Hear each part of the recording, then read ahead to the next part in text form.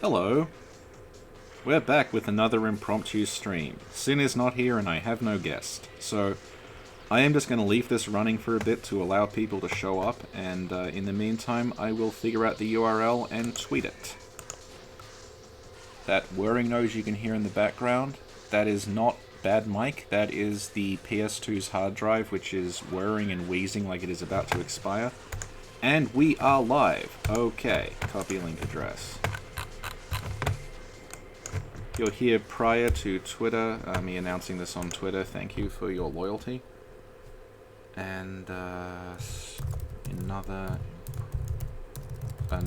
impromptu PS2 stream, this time with slightly faster internet. We are playing, starting with Armored Core 2.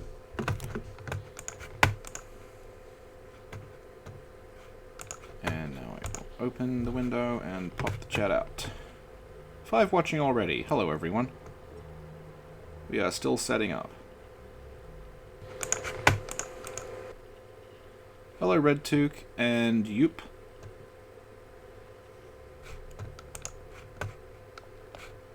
Just wait for some other people to show up before we get this show on the road. Hello, Dusan.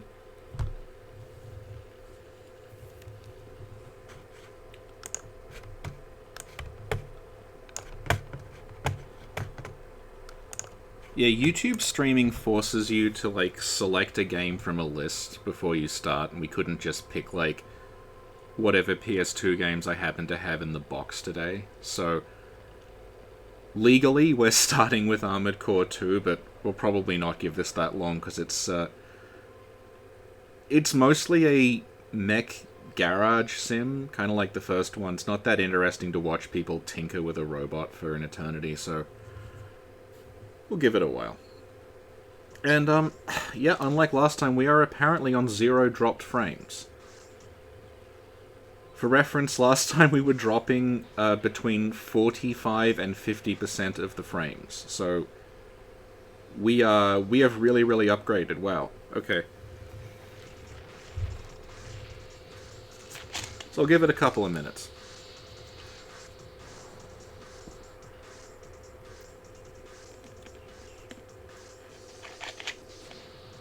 I'm aware this is a bad time for a lot of people, but, like, I was talking to Sin about streaming, and we figured that since we're in 2 different time zones, then, like, maybe I should be doing stuff while she's asleep, because she sometimes does stuff while I'm asleep, so this way we get, I feel grotesque saying this, but increased engagement. And plus, I just had a bunch of stuff I wanted to show off, and the reason they forced that constriction is because Australia has incredibly bad internet. And literally this afternoon, it's now 8 PM, this happened at like 2 PM, we finally got the fiber optic cable thing connected. So this is really just me showing off, like, and kind of testing, like, how does this work now? And it seems to be working pretty well. We have not dropped any frames. This is a good time for Europe, yeah. And we're going to be streaming a lot of PAL games, so it kind of fits. How many people are here now? 7, 8? Okay. We hit the coveted double digits? Maybe. I'll just give it another couple of minutes. I might take the waiting for people to show up thing down. You can see the glorious Armored Core 2 intro in all its glory. That was redundant of me, but whatever.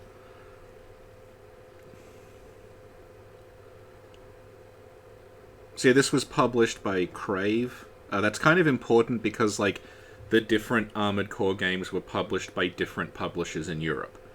So some of them have kind of, like, save game compatibility issues. There's some where you could, like, the idea was you would load the save from an earlier Armored Core game in a newer one, and it would, like, get the data off it, and you could do stuff. But because they were all published by different publishers, and some didn't come out at all, it's, like, kind of a mess. Yeah, thank you. Yeah, this looks much, much faster. The only other issue is, like, just the physical Elgato itself, which, like, irrespective of the internet speed, has a tendency to kind of, like, fuck up on me, so... Hopefully it won't freeze, like, mid-stream, like it did another time we have to restart. We're on 804. Okay, we've hit double digits. It's 804, so I'll just wait till 805, and then I'll show off a bit of Armored Core 2. Hi, Scotland. I wonder if Laura will watch this. I think she's playing FF14, though.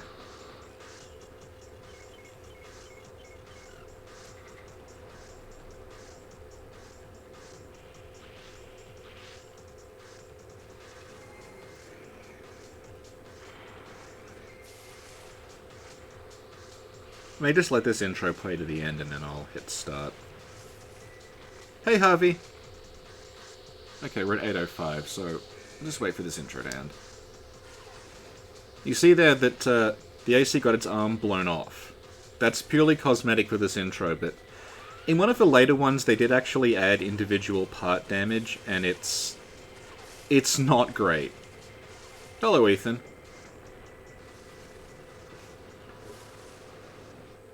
Okay, here we go. Do I have any games I can load on this? Because this is like... This is my old memory card. And I don't know what's on it.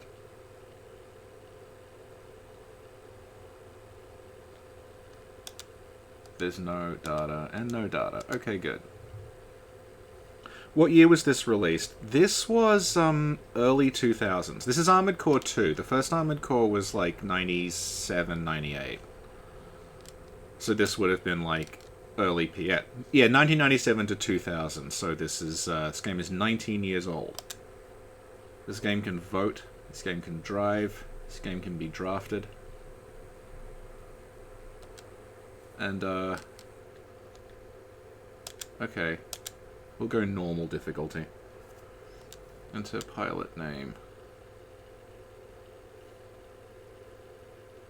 This does have the Russian F, so I'll do the thing I wanted to do last stream and then forgot, which is... Soon I'll appreciate this. JS Russian F.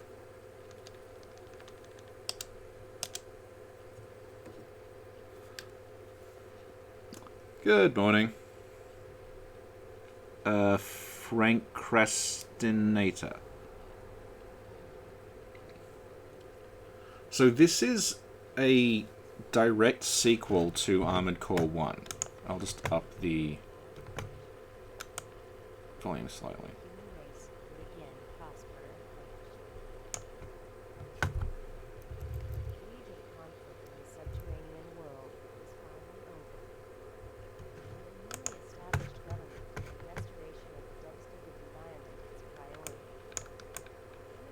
Mars was encouraged. But this influx of settlers posed a threat to law and order on the Red Planet. Corporations that were all-powerful during the subterranean era lost their foothold when the government was created. But with a new planet... The Armored Core that has Otzdava in it is Armored Core 4 Answer, which I do have, but it is a PS3 game, so I won't be streaming it tonight. Although I could, because I could. I can just plug the PS3 into the PS2 thing I've got set up and it'll still work, so...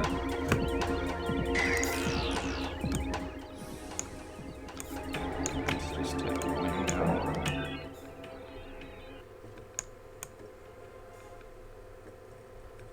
Seems about right. Yeah, Armored Core 4 Answer is, for reference, it's the first game that Miyazaki directed. And an awful lot of Miyazaki names show up in it. So, like, Otzdava is in it, but you also get, like, Old King as a name, as in Old King Doran from Demon Souls. There's a mech called the Rider Palish. Patches is in it. It's sort of where he starts a lot of the ideas that will continue throughout his games. A full series playthrough, the problem with that is, like I said at the beginning, this is a game that largely involves hanging around garages. There's a lot of, like, downtime in between the missions. They also have a lot of, like, branching pathways in them. So, like, and you sort of don't... It's not like Mass Effect, where it gives you, like, Paragon and Renegade options. It's just... It's little tiny variables you won't necessarily get initially. Like, you know, how quickly you do something the first time or something. That will alter the... That will alter how it plays out. So, like... It's hard to sort of show off 100% of the game unless you have an emulator and you're, like, save-stating constantly. So, like I said when I was doing Armored Core 1, they're all very, very similar. So, like, if you saw me stream Armored Core 1, this is, for all intents and purposes, the same thing with a better frame rate and a slightly higher resolution.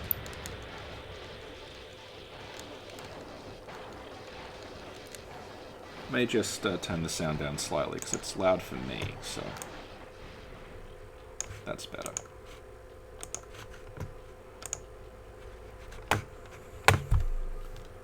And this is being streamed on original hardware. That's what that whirring noise is, because my PS2, sorry, is about to cark it, I think. I have a backup. Now, this is... Your mech is pretty slow, but they introduced a new feature in 2, which is a thing called Overboost, where if you click down to the stick, you can really, really quickly dash forward, but it uses up a ton of energy. And if you know Armored Core 4 and 4 Answer, they make a pretty big deal out of overboosting in that. To the point where you get giant external kind of rocket engines you can fit to the back of the mech that are called Vanguard Overboost units. And there's whole missions where you have a gigantic, like, fuel canister sort of strapped to the back of you, and you are just fly. It's like a rail shooter. It's kind of like playing Star Fox. And you're just, like, shooting forward really, really quickly. Another thing they introduce here is that some core parts have a missile interceptor. So you can get these, like, little radars. Not radars, sorry, like laser things that will lock on and intercept incoming missiles. So they kind of, like... Yeah, they... How did I reduce the lag? I got a better internet connection. That's what happened. That's why I'm doing this, because I got the connection today, and I'm just testing, and it seems to be working significantly better. You can also kind of see in the bottom right-hand corner, there's like a gauge that goes from C to H, that is cool to hot. And that is a radiator. And it is the game tracks like how much heat the robot is currently generating. If it gets too high, you get you kind of go into meltdown. And it introduces, like, flame weapons. And the idea behind the flame weapons is, like, if you keep zapping, like, you can defeat enemies not by directly damaging them, but by just making them overheat, so their, like, mech kind of melts from the inside out. Yeah, it is a big upgrade from Kingdom Hearts, so the following Kingdom Hearts streams will look much better. I'm noticing, like, there's dropped frames, but they're coming from the Elgato itself. They're not coming from the connection. And I can't really do anything about that short of, like, buying a new capture card, which I do not intend to do. So, this is a sequel. It's a direct sequel to Armored Core 1. Yeah, Cook the Pilot, exactly. It's a direct sequel to Armored Core 1. By direct, I mean it's a continuation of the story, but it's set, like, I think over 100 years later on Mars. You might think that doesn't sound especially, like, direct, but as I was mentioning on the Armored Core stream that we did, the villain in Armored Core 2 is very explicitly supposed to be the character you played as in Armored Core 1. And I guess it's kind of like what happens in Metal Gear Solid, where, like, you start off as... kind of chronologically starts off as Big Boss when he's a little more idealistic, and then he sort of becomes, like, this warlord guy toward the end of it. That's kind of what happens to our Armored Core 1 character. And they specify that we were a guy called Leos Klein. You can see that... Oh, sound dropped out for a second. You can see, like, the heat gauge is going up as I'm taking damage. I'm not doing very well at this. I'm just kind of showing off the game. The heat gauge is going up, like, just as a result of just getting hit at all. Like, that is making the heat go up. So if you want, like, very rapidly firing weapons that generate a lot of heat, like a machine gun, it's kind of similar to Bleed in the Souls games, where, like, you can do a lot of rapid hits that don't do a great deal of damage. But then when you suddenly get the heat up high enough, they will just melt down. So that you can do all kinds of interesting builds in this, and, like, later on, which we won't show off because I'm not doing very well at this. I'm just kind of, like, screwing around to show off the game. There are areas that have, like, kind of ambient heat to them. So there'll be levels set inside, like, furnaces and reactors where the heat is really, really high all the time. So if you get even slightly, like, scratched, there's a good chance you'll melt down. So where was I going? Also, Armored Core, very nice maps. One thing I didn't really talk about last time is that the kind of map you get is dependent on the head that you choose. And we haven't rebuilt this mech yet, so we're stuck with the default head. But, like, it's something that you have to seriously consider, because different head parts will give you, like, a completely different map. Or they'll give you sometimes no map at all. Or, like, some of them will give you a map of the surrounding area, some of them will map out the level for you. It's very, very in-depth. They also have the heads. They also have what's called, like, a computer kind of level to them. And if your... Here we go. If your computer level is, like, high enough or low enough, that will affect, like, certain... Sort of, like, some attacks will overwhelm you if your computer level's not high enough. And you have to sort of, like, keep thinking about trade-offs. Like, do I want a better radar? Do I want a better computer? It's very, very... Oh, Uthmathar is saying that the streams remained watchable even when they were kind of terrible lag. And, like, thank you. Yeah. I'm noticing... Oh, it looks fine, yeah. I notice I am, like, there is some stuttering. That's hardware, though. That's not, anything to do with the connection. Because I'm running this through an Elgato, which is, like... It's not so hot, it, like, has a habit of crapping out on me. My laptop in general is also just not very good. Because, I think I brought this up on podcasts before, but, like... Basically, this laptop's a giant pile of shit, and the reason I have it is because I was writing my PhD dissertation. It was due in 2 months, and my laptop died, the one I had at the time. It just, like, crapped out on me, and I lost, like, a whole lot of work. So I just had to, like, there's a computer place a couple of blocks away from where I live.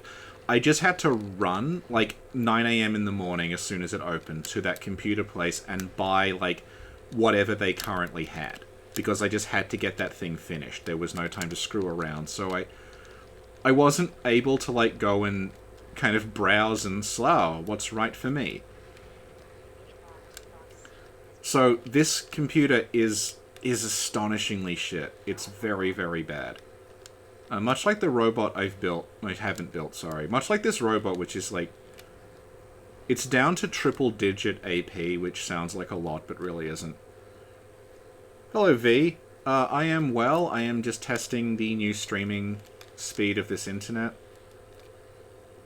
I don't think we're going to make it through this mission, but that's okay. If you've seen Armored Core 1, you've basically seen how this game works. Contrary to my gameplay now, I have played this game a lot, and I have, like, 100%ed it and spent hours tinkering with robot designs, but I am just kind of forcing myself through it to show off, like... Yeah, we're fucked. I wonder if I reset I can do the other mission. Okay, so we're going on 20 minutes, so... Much like last time, I have a giant pile of PS2 games that I can sort of sift through. This is all original hardware. No guest this episode because Sin is asleep and no one else I know is awake. So it's just going to be me. I'll probably do this for another hour or so. It's like 8:20 p.m. here.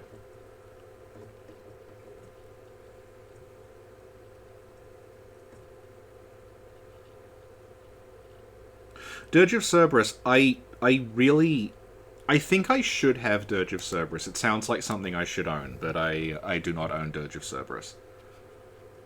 I own multiple copies of Shadow the Hedgehog, though. So that's a possibility.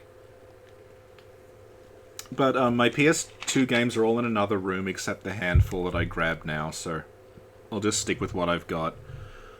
I have another From game here called Eternal Ring, which I can show off. It's basically Kingsfield, but not Kingsfield legally. Let's watch the beautiful Armored Core 2 intro again.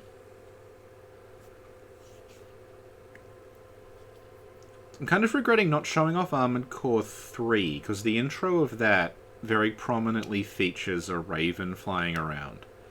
It's very, very similar to the crow in Dark Souls that drops you off in Lordran. If you want to talk about, like, recurring From motifs, the raven and crow stuff. Hello, Allison. Yes, Eternal Ring is rad. I also have Evergrace, which is their attempt at, like, a weird Zelda kind of game. Oh, nice. Beautiful Joe for €5. Yeah, Evergrace is like I think a forgotten kind of From game. It's their attempt at doing a kind of top-down, like, Zelda-style game. Not to the extent of, like, 3D game Dot Heroes, which is a deliberate throwback. This is, like, it's trying to be original hardware. It's trying to be, like, contemporaneous in terms of what it's doing.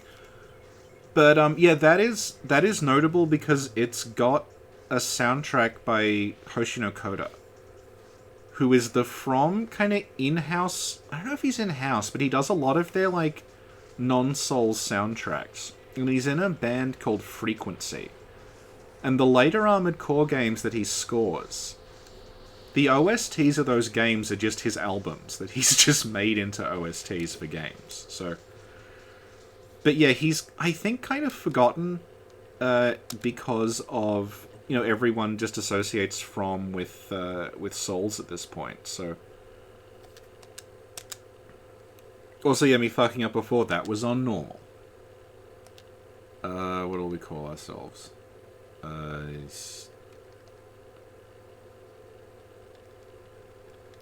We'll call ourselves Omega.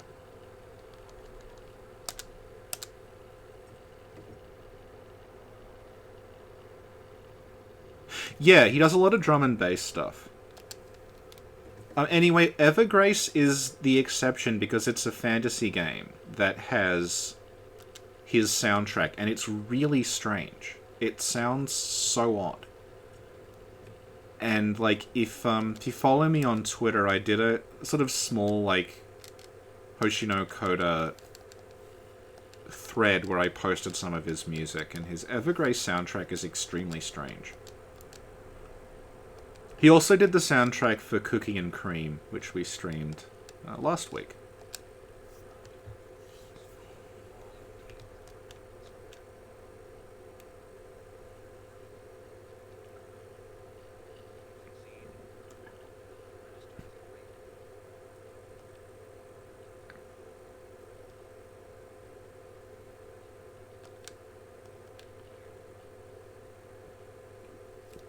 I actually don't know 2 as well as I know 1 and 3.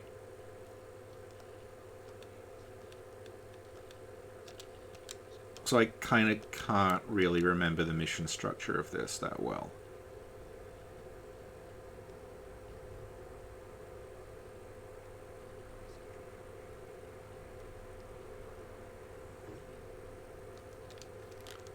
Let's try missiles this time.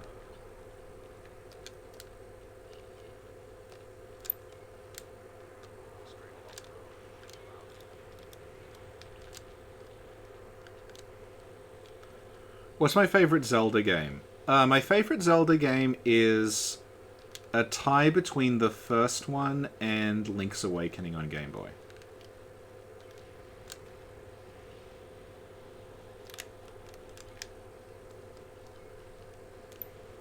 You don't get billed for this mission, so like, even though I instinctively avoid using missiles because they cost a lot of money, I just realized that I'm doing that for no reason.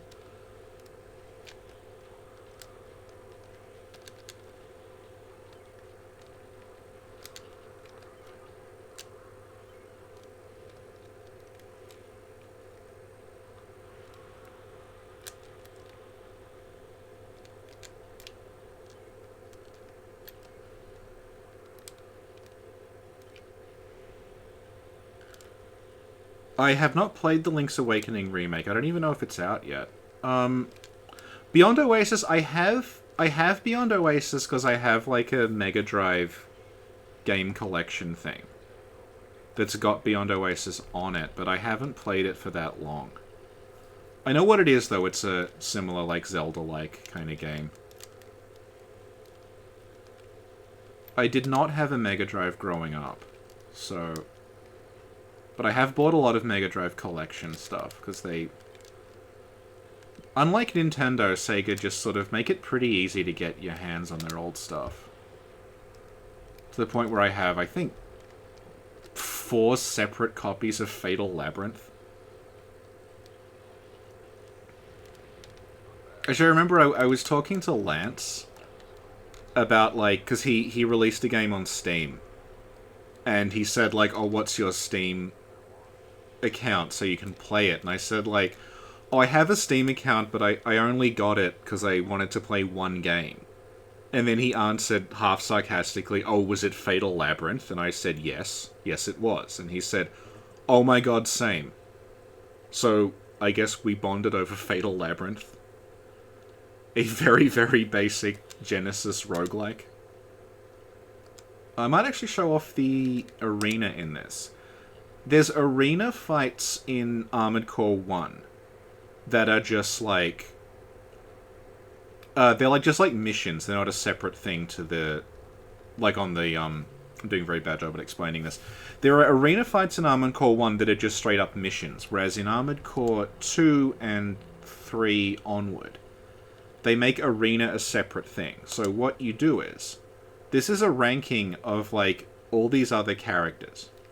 And you can click on them and they will give you a little bio of them. So here we just get a little description of who, like, Lightseeker is, and he's got a mech called Breakthrough. And they all have little bios. Goes all the way up to, like, from 50 to 1. And you can do this instead of doing missions.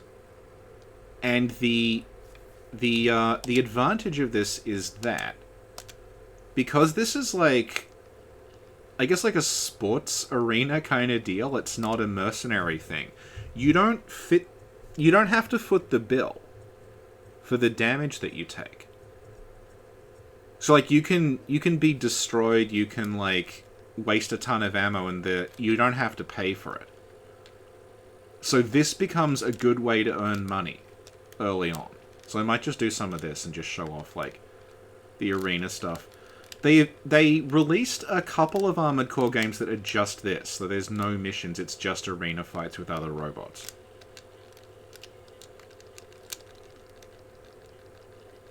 You can kind of see at the top we got, like... Actually, the display I'm getting on OBS is clearer than the one I'm getting on the television because I'm using this splitter to split the composite. But you can see, like, it gives you a little enemy, like, armor thing at the top. You can do all kinds of things to the HUD. You can set it to show you, like, how much ammo the enemy has left and stuff like that. And as you can see, I've mastered circle strafing. So...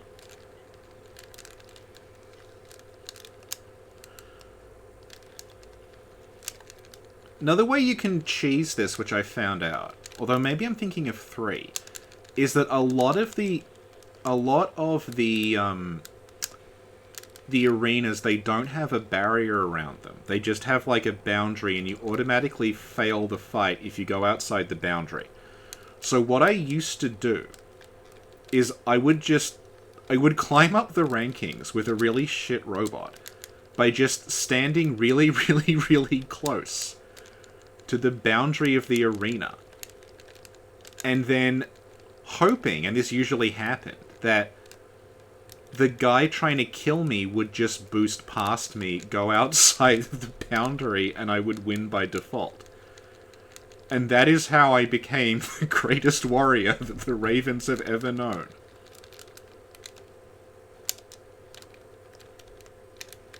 And as you progress through the game, the opponents available to you changes.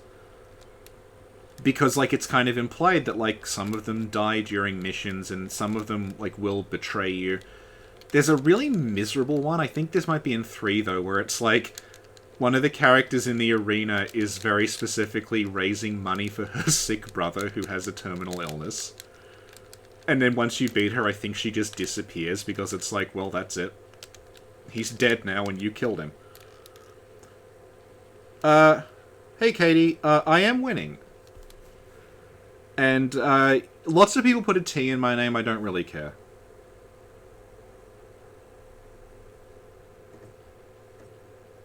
Yeah, the owl fight in Sekiro is very circle strafey. That horrible noise you just heard was the cat, who does not like it when I move. And you get a little replay at the end of this, so...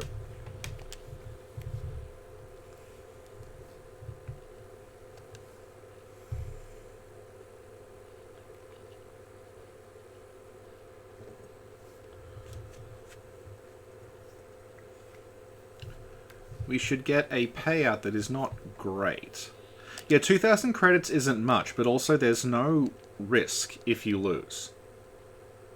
So you're kind of incentivized to, like, spend time. Obviously the reward goes up as you go up the ranks. This is a reference to Armored Core 1, because the top guy in Armored Core 1 was a guy called Hustler 1 with a mech called Nineball. And in this, the second worst guy is Hustler 2, who has 8-ball.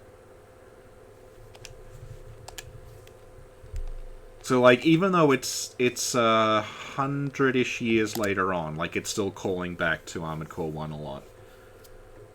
I want to see if I can get him to ring out. I don't know if it'll work. Because I think he's not super aggressive. They all have slightly different kind of behaviors. I'll show off Overboost here. This is how you close gaps quickly. You can just do this.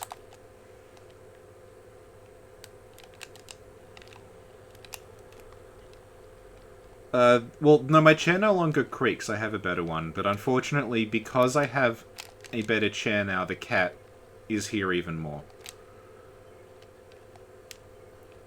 I have a better chair. It has a very large headrest, which is wide enough to accommodate a medium-sized cat. So her thing is she just sits on the headrest, and then while I'm in the middle of doing things, she will crawl down and attempt to sit on me. She also does not like my headphone cables. I think she thinks it, like, triggers some, like, instinctive thing where she thinks it's a worm or something, and she starts attacking them. I think it looks a bit like a tail to her, and she's actually, like, ripped holes in the cord several times, because she just tries to attack it constantly.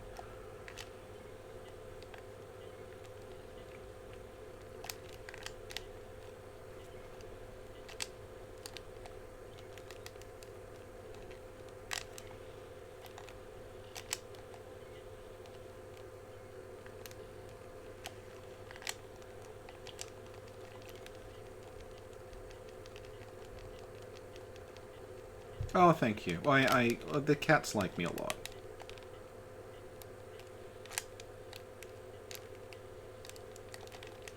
Yeah, this cat is not mine, but she has adopted me.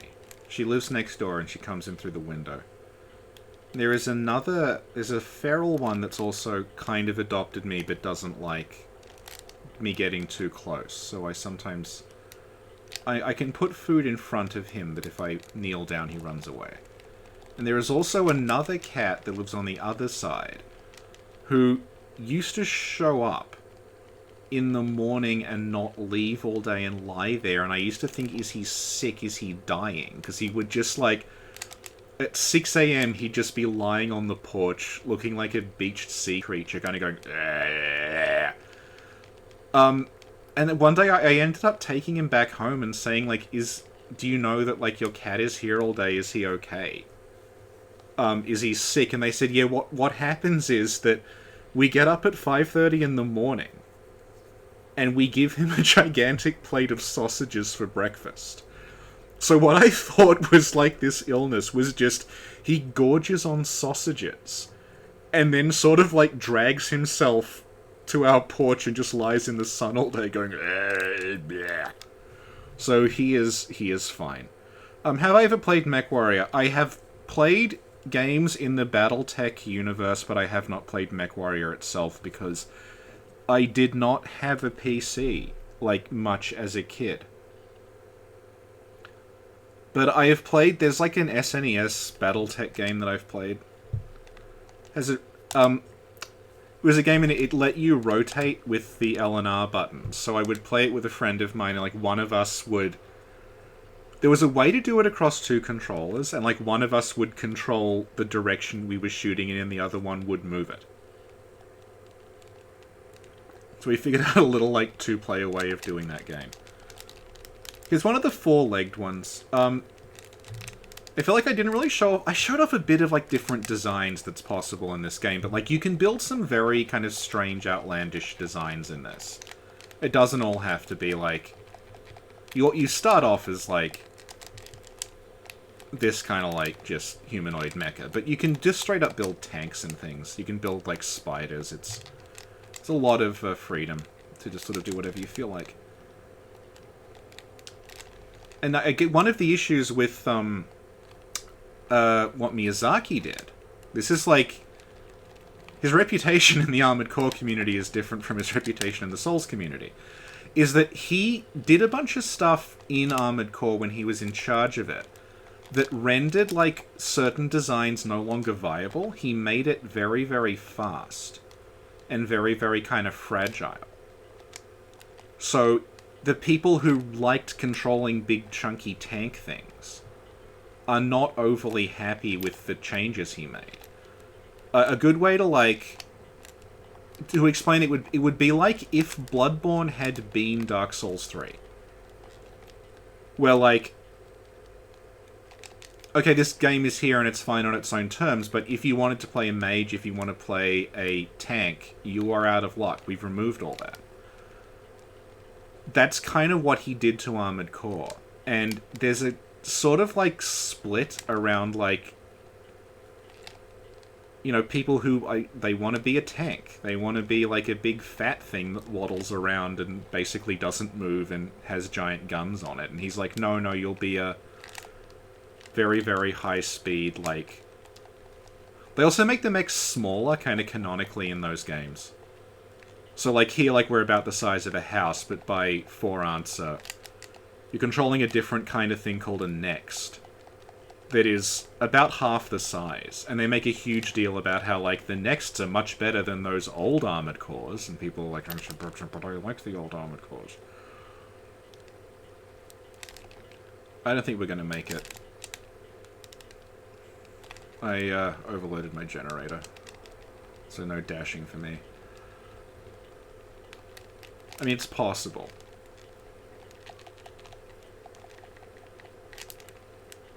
The other thing he introduced is this thing called Primal Armor, that's like an endlessly regenerating shield that the Nexts have. And it's so, like, it's kind of like the shield in Halo, where, like, it's not direct damage, it just damages your Primal Armor. And it regenerates, and I've seen people, like, really, really tweak the Primal Armor to the point where they just, like, nothing can hurt them. They just sit there with this endlessly regenerating shield. This is closer than I thought it was going to be, honestly, because I'm just babbling while hitting fire.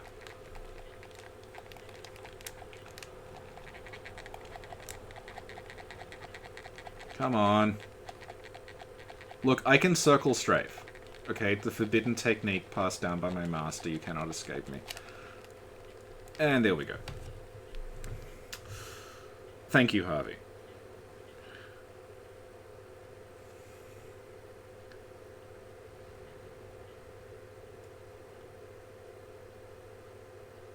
See, I'm getting told that we've dropped 0.01% of the frames, but the problem is that's based on, like, dropping the output I'm getting from the Elgato. The Elgato itself is still dropping frames, and there's kind of nothing I can do about that. Unless I just, like, straight up bought a new computer, which is not happening, because I am unemployed. I don't... this is to V the Wanderer saying Miyazaki made Dark Souls hard but Armored Core easy.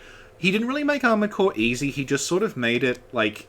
He added a bunch of exploits to it. If that kind of makes more sense. Like, there's just a lot going on in that game that's open to abuse. Oh, here this is cool. This is like a floating one.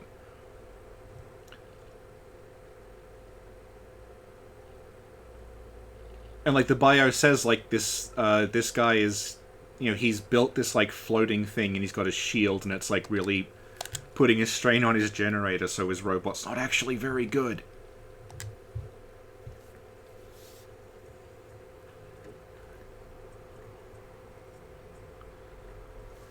And yeah, a lot of the other Ravens have little bios like that. So maybe this guy's gonna run out of shield generator shit before I do this time. Classic Miyazaki, it's true. I remember, I think it's either this one or the third one. I played it as a teenager, and I made this, like, robot that it was barely a robot. It kind of looked like a Star Destroyer from Star Wars. It was basically just a wedge covered in rockets. And it was so fast that the guy who I played it with, because this is, like, no internet gaming for us in 2000, he refused to play against me because it was literally fast enough to outrun bullets. And he just scooted around, avoiding everything. Which Armored Core is this? This is Armored Core 2. I have all the Armored Cores that got PAL releases. And this may be the fight that does us in, because once again I have blown my generator out by dashing too much. From too much Bloodborne.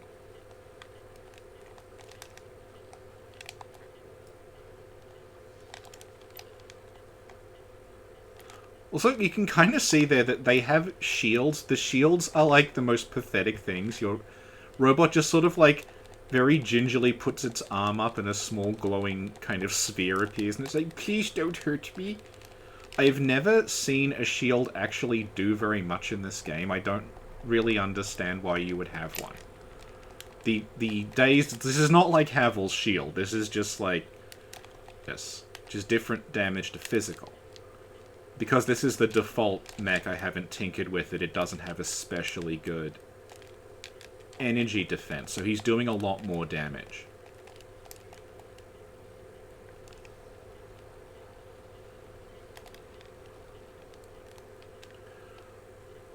Yeah, I don't think we're going to make it out of this one.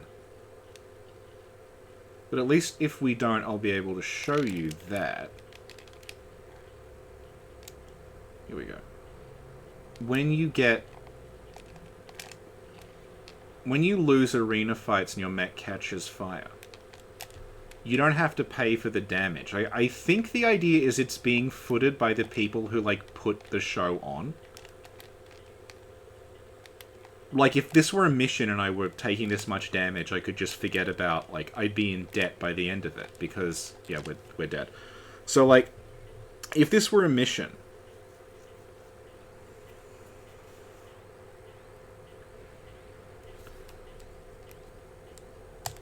that would have, like, bankrupted me.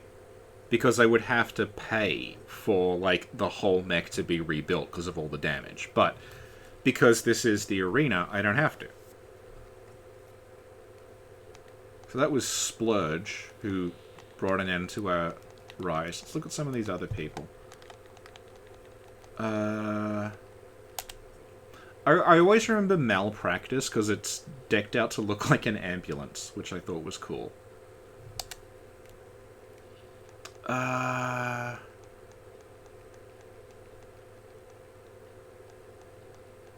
Yeah, all these characters have. Why don't I apply for a job as a guest professor? That's what I've been doing. The thing is, I spoke to a university here, and they gave me this vaguely worded thing that was like, there's a project that you seem like you would be suited for in the near future. But I don't know what that means, or when, or even where it is, because, like, it's a university that has campuses all over the country. So, like, for all I know, it's next year, and it's in Brisbane, and it goes for 2 weeks. Because it was extremely vaguely worded, so I'm just waiting to hear back from them. Who's the top? Ares.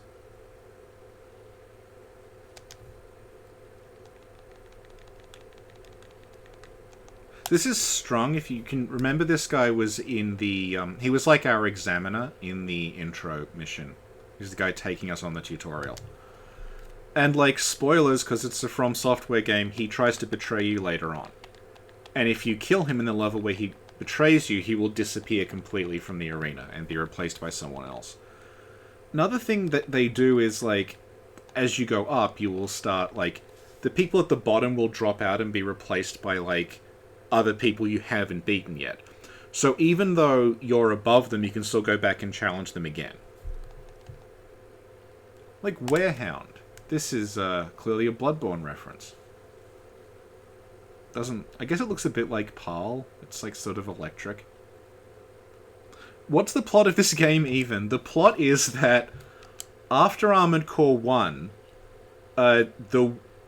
everyone escaped and went to Mars, and now you're on Mars. And it's time to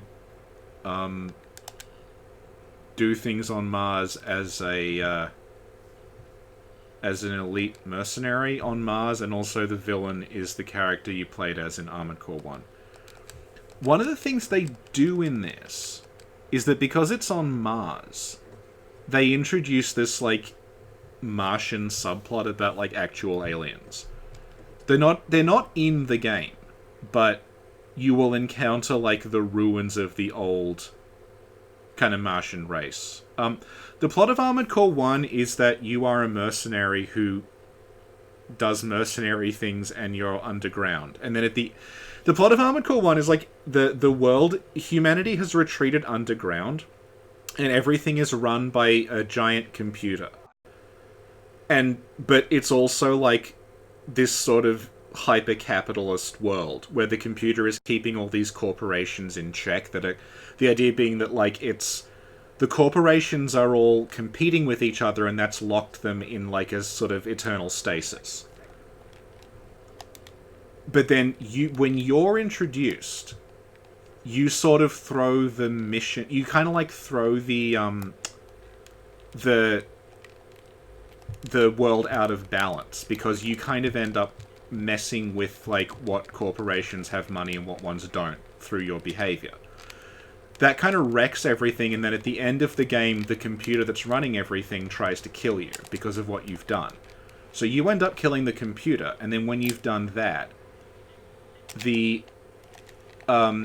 because there's no computer running anything anymore, everyone... Oh shit, we went outside the area. Okay, so when you wreck the computer at the end of Armored Core 1, everyone goes out from the underground. And then, now that you're out of the underground, like, they rebuild, and then Armored Core 2 is like they've started to colonize Mars. That's basically how it goes. And the idea being that, like, our character from Armored Core 1, because, like, we went through all of this shit, by the time of Armored Core 2, it's like hundreds of years later, but we're still alive, and we're, like, partially a cyborg and, like, fused into our mech. That we now want to, like, ruin everything again. To sort of, like, restart history again by doing the same thing we did in Armored Core 1. So then, character in Armored Core 2's got to kill off the protagonist of Armored Core 1. Like the plots of the Armored Core games are like, I think I brought this up before, but there is a serious fan theory that there's a time loop. That the end of Armored Core 5 leads into the beginning of Armored Core 1. Which is the sort of, like, theory, real, canon, kind of clickbait thing that you see all the time, but because of the way the game is written, you sort of have to take it seriously, because that does almost seem to be what's happening. Does it lead to Echo Knight 2? It might. All the From games appear to be set in the same universe. Oh, okay, I can show off the heat in this episode, this mission. So in this mission, like, you can see that we're in this kind of, like, lava-filled area. So there's a degree of, like, heat in the surrounding environment that means we'll overheat a lot faster.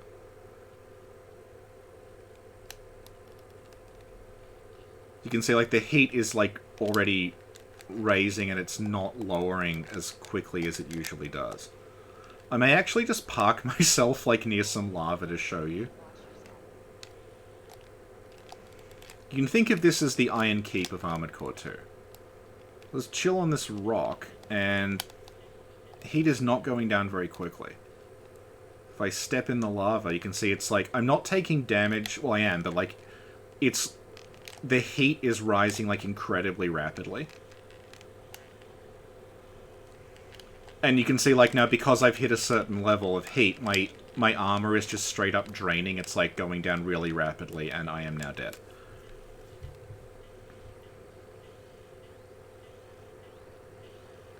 So that's how heat works. So that was 50 minutes of Armored Core 2, so I've satisfied YouTube by streaming the game that I wrote we were streaming. So there's other games, I might try one of those. Kind of like Metroid, yeah. Yeah. Maybe one day I will stream a, like, reverse Metroid run where you go through the heated area without the heat power-up. Because I've done that before. That's fun. Let's pop in Eternal Ring.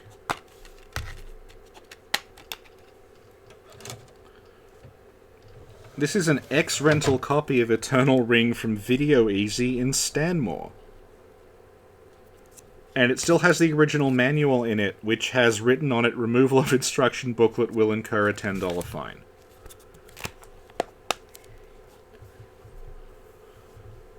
Do a speedrun of Super Metroid. I can do a brevity run of it. Right, I don't do anything terribly impressive, but we knock it over in under 3 hours with 100%. I've done that before. Actually, Sin doesn't know anything about Super Metroid, so maybe I should just, like, go through that. And this is another game that is published by Crave. Did I hold on to it so long the shop went out of business? No, I just, a lot of the things I own are, like, just X-rental copies that I've bought from, like, charity places or on eBay. Okay, I'll do Super Metroid 1. Like, I've got an SNES Mini I could plug in. Hey, Jacob. Yeah, I can do Super Metroid pretty quickly. Like, I had that as a kid, I played it a lot. I think I can draw the entire map from memory.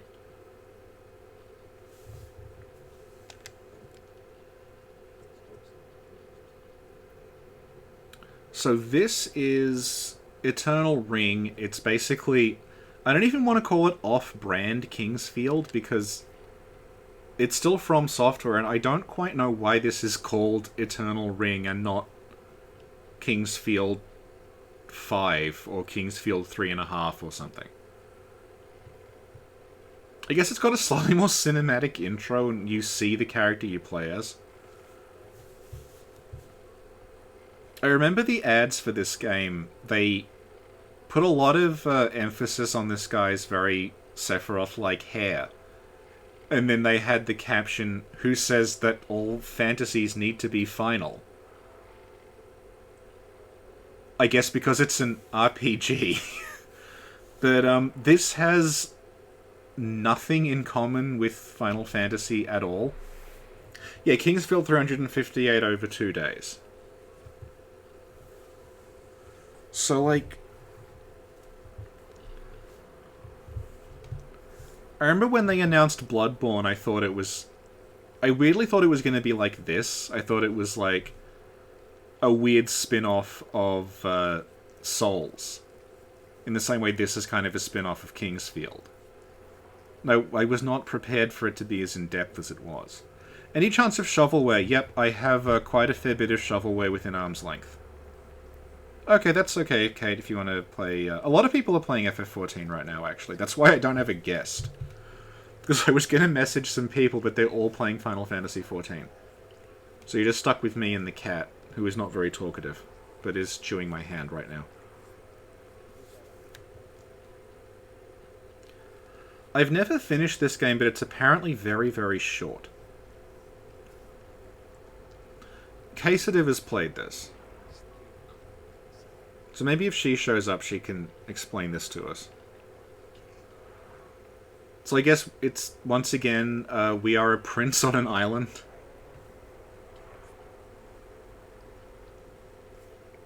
The cat is called Ingrid. The people next door, they have 2 cats and 2 dogs. And Ingrid does not like that they have 2 cats and 2 dogs. And pretty much as soon as they moved here, she just decided that she was going to hang around our place instead of going back there. And she just gradually over the years sort of moved in. And I don't think she ever goes back at this point, except to get food. Because where I am, it's very, very stuffy. It's like a very old house, and I have one of my windows open pretty much all the time to help with circulating air, and she just pops in through that.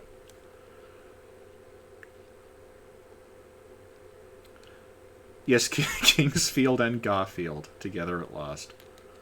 Oh wow, we are moving really quickly in this.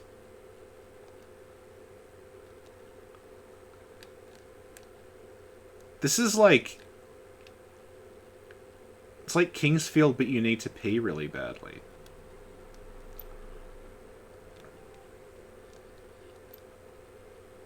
So I have played this, but I don't remember it very well. Oh, they give you a save point at the very beginning. That's... Kingsfield usually makes you work a lot harder for this. Well, what she did was... Firstly, she was coming in through the window constantly, and I kept finding her, like, in cupboards and things. But the other thing she did was she realized she could go under the house and figure out what room I was in, and then she would meow up through the floor at me all night. It was creepy. It sounded like she was in the room. But she was, like... I don't have a sword. Oh, hang on. Triangle is attack? Okay. She would howl at me up through the floor. Like, all night. And in the end, I took her back to her owners over and over again and just said, like, here's your cat, by the way. And then they were just like, we don't mind, so she's just basically lived here since then. So this is much faster than Kingsfield. Whoa, okay.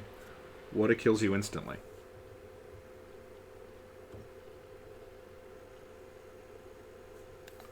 Let's try that again.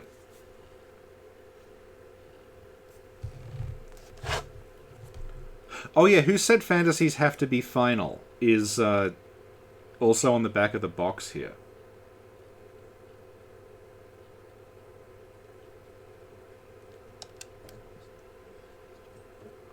One of the selling points is enhanced polygon graphics of giant dragons. Collect multiple rings.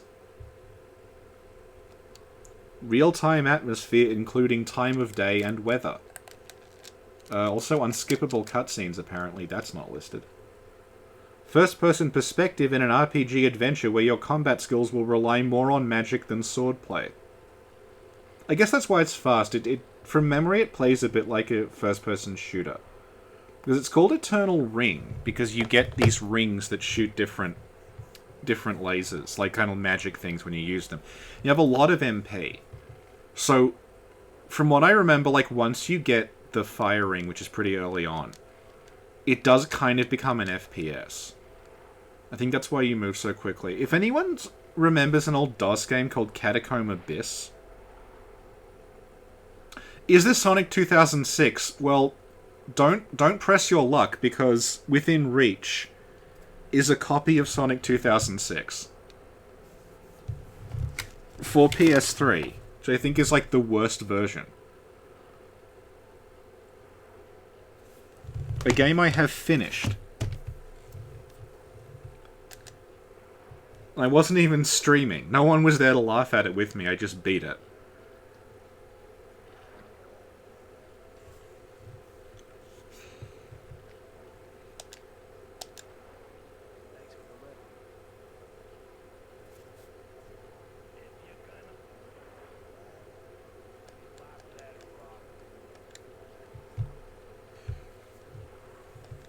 Okay, so we'll give it this one more shot, I guess. I've got some other crap I can show off. Seems to be what people are here for. We're going for an hour. I have Sonic 2006. I also have Sonic Gems, the PS2 collection that's got Sonic R on it. Also, Ingrid is trying to eat the headphone cord again. There's something about it that, like, triggers her predator kind of response. I don't know if anyone follows Game Hut. It's a channel run by the guy that was one of the programmers on Sonic R, and he goes into such detail about that game. And the sheer amount of effort that went into Sonic R is incredible. Like, they wrote their own rendering engine and everything. And then the end result is Sonic R, a game that people just make fun of and make fun of the soundtrack of.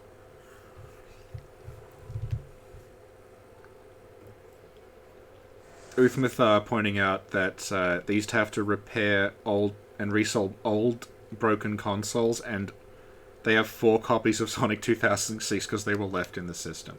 Did Sonic 2006 actually just kill the system? I got an Atari anthology that way. I just, like, bought... One of the PS2s I have, when I bought it, it just had this, like, Atari anthology in it. I don't seem to have a stamina bar in this. I can just stab as much as I want. Yeah, okay. This is incredible. Yes, Kate, I know, a lot of people make fun of the Sonic 2006 soundtrack, but we all know it's great, and we can feel the sunshine, and we're living in the city.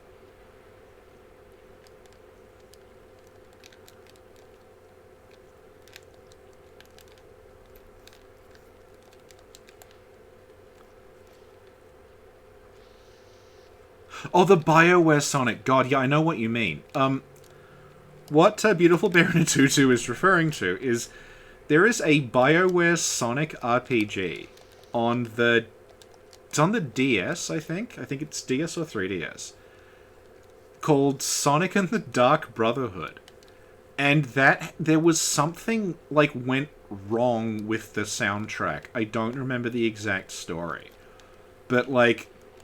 Something went horribly wrong, and they had to, like...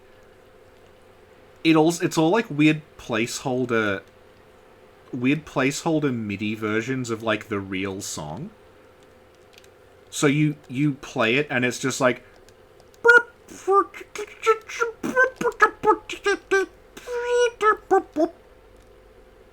It's hideous. I've listened to it.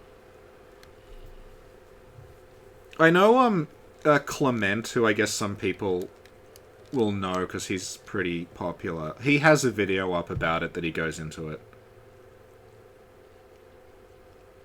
Was I running around in Sonic 2006 at the time? No, I did not get Sonic 2006 until, like, quite some time later, because I did not have a PS3 at the time. I think I've brought this up before, but, like, between, say, 2002 and 2013, I didn't play anything, because I did not have any money. And then when I finally got paid, I just bought up a ton of crap and then didn't really play that either because I had too much of it. But that's when I got Demon Souls. I did not play that until 2013, 2014. And I got it because I saw From Software they made Armored Core, because I'd been playing that all the time as a teenager.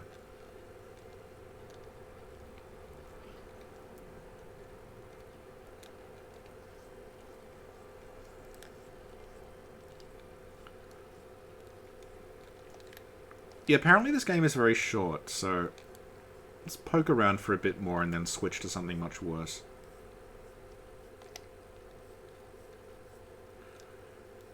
Oh, Quesadiv's here. Hey, it's Eternal Ring.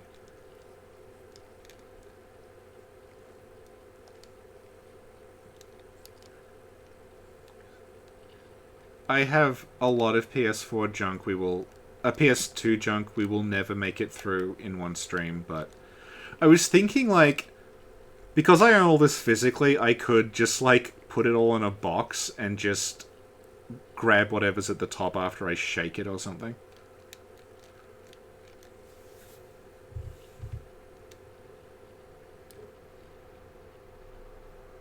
Oh yeah, K-Stiff has a Let's Play of this. I was saying before you showed up that, like, you know all about this. And I have played a little bit of it, but I've never beaten it. You own this game twice. We were saying before I owned Fatal Labyrinth 4 times. I think I owned Space Harrier 4 times as well.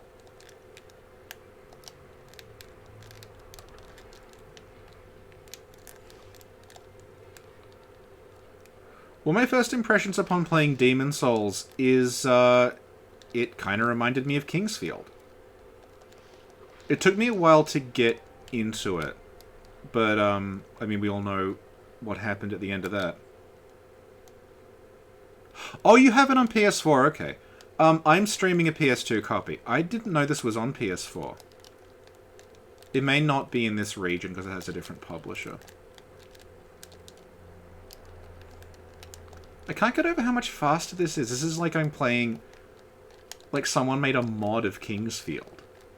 Like a quality of life improvement mod where there's no stamina bar and you move really fast.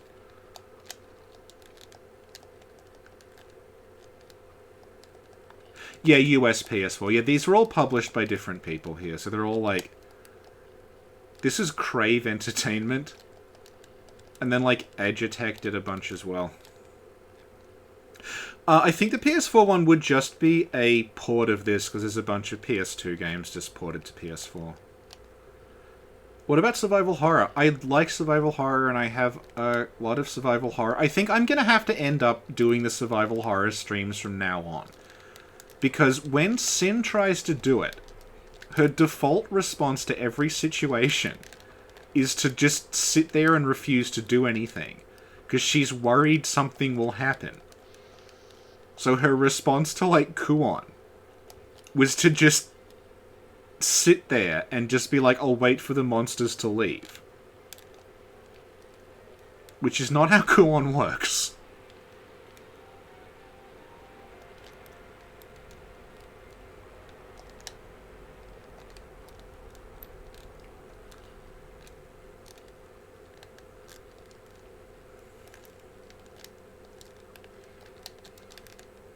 Yeah, I have played this long enough to get the rings. I remember getting them. But, I cannot... It was a very long time ago, by which I mean 2 years ago. That's still quite a long time. It's long enough for me to forget. I know there's a dragon in this. My abiding memory of this game is that there's, like, an underground area you go to, and there's just a sleeping dragon there that, if you wake it up, kills you. And that being very kind of like Soulsy, like here's a really powerful enemy that's just hanging around that you can kill whenever you want, but will one-shot you at early levels. I contemplated getting a physical copy of Kuon because the Australian, like, by which I mean European version of Kuon, is not, like... It's not as expensive as the US one. It's still very expensive. But it's like half as expensive. So it's, like, about 3 times as much as a new game. But... as opposed to, like, 6 times as much as a new game. So... I often, like, see it on eBay when I've got money and think, oh, it's doable. I could hypothetically get this. But, I don't know. Maybe we'll see. There's a channel called Exorcizzle that's, like... she has a very good video on Kuon Up that, like, I watched and I messaged her about it. And she is going to come on and talk about Fatal Frame with us at some point. So, can look forward to that. We're going to do Fatal Frame. I'm not even going to ask Sin to play Fatal Frame, because I know what will happen. But, like, if people know Mimi, she's been on Don't Give Up Skeleton. She kind of hangs around, like, the Souls community. She does artwork and stuff. She wants to talk about Fatal Frame as well, so we're going to end up doing 2 Fatal Frame episodes. So we'll do one on 1, 2, 3, and then another one on 3, 4, 5, because everyone seems to love 3. Hello, Sin. Sin unwisely left me the keys to the stream car. Hey, Sin, look, you can actually see what's happening on the screen.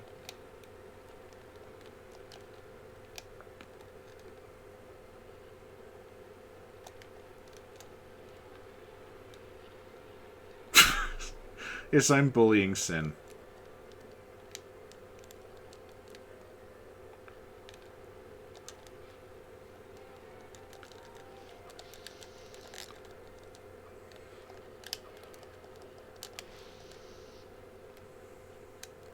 Well, Sin, if you want, you can try streaming Fatal Frame, and we'll see what happens.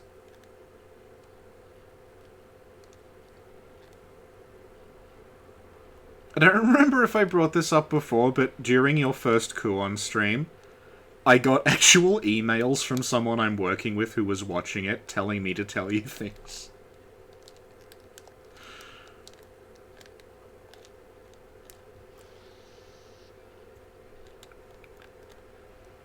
Oh good, I'm glad the Moonlight Greatsword is in this game. Okay, well that's... I guess that's Eternal Ring for now. So, now it's time for the second half. Oh, hello some guys here. Well, you missed the 2 From games, but don't worry, because...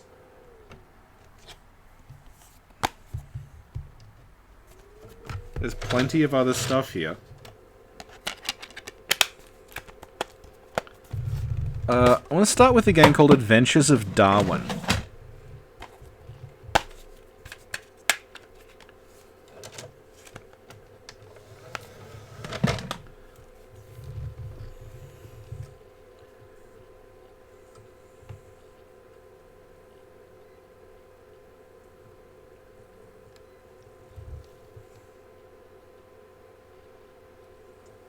Wait for this to start.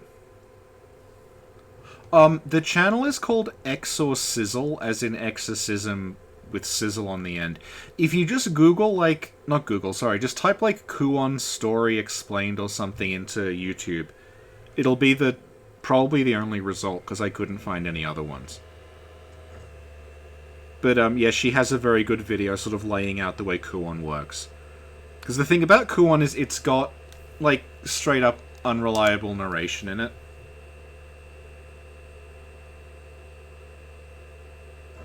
Oh, Sin, no, I've got a new cam, it's alright. Exorcizzle, yeah. So she, when we get around to it, will talk Fatal Frame with us. Because she has a bunch of Fatal Frame videos as well. But yeah, the thing about Kuon, which we didn't get into much when you streamed it, is like... It's, yeah, the unreliable narrator thing that, like... I read reviews of it that said the problem...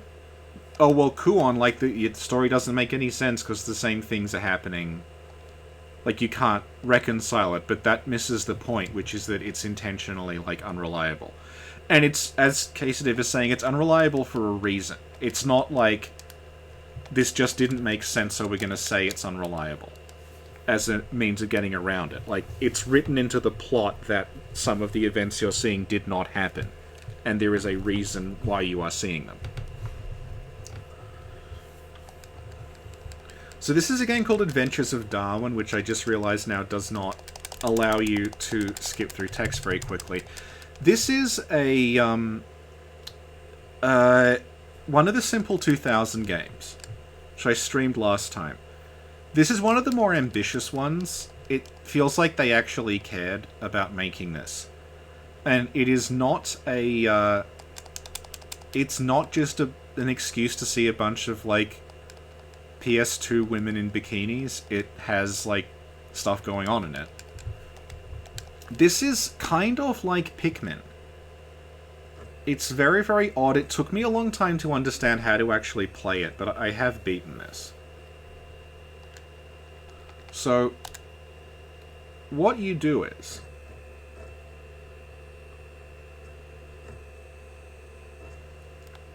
you start off as this little monkey. And your job is that there is a... I wonder if we can see it. There's like a... maybe we can't see it yet. There's like a meteor that's headed toward Earth, which is like... it's supposed to be like, this is the meteor that killed the dinosaurs. And you have to, like, evolve your village. Like, upgrade your village to the point where it can survive, like, the kind of oncoming ice age.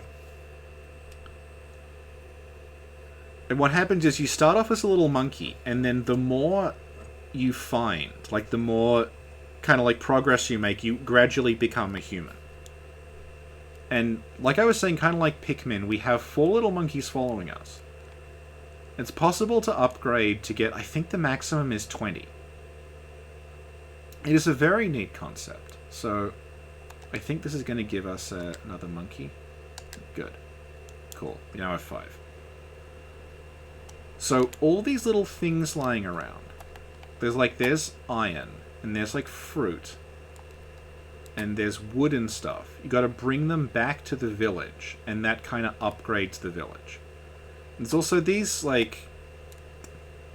I'm trying to streamline. Okay, there we go. These things here, that will give you a number. So this takes, like, 5 monkeys to push it over. So you have to... it's a way of gating progress. So you've got to have at least 5 monkeys to push that one over. And they go up to, like, 20-something. So what we're going to do is... start by grabbing this log. So that takes 1 monkey. And then I think the iron is 4 monkeys? 2 monkeys, okay. So we've got 2 more to go, so we'll grab, like... transport the fruit. Okay, that's 2. So we grabbed some iron and some wood and a fruit.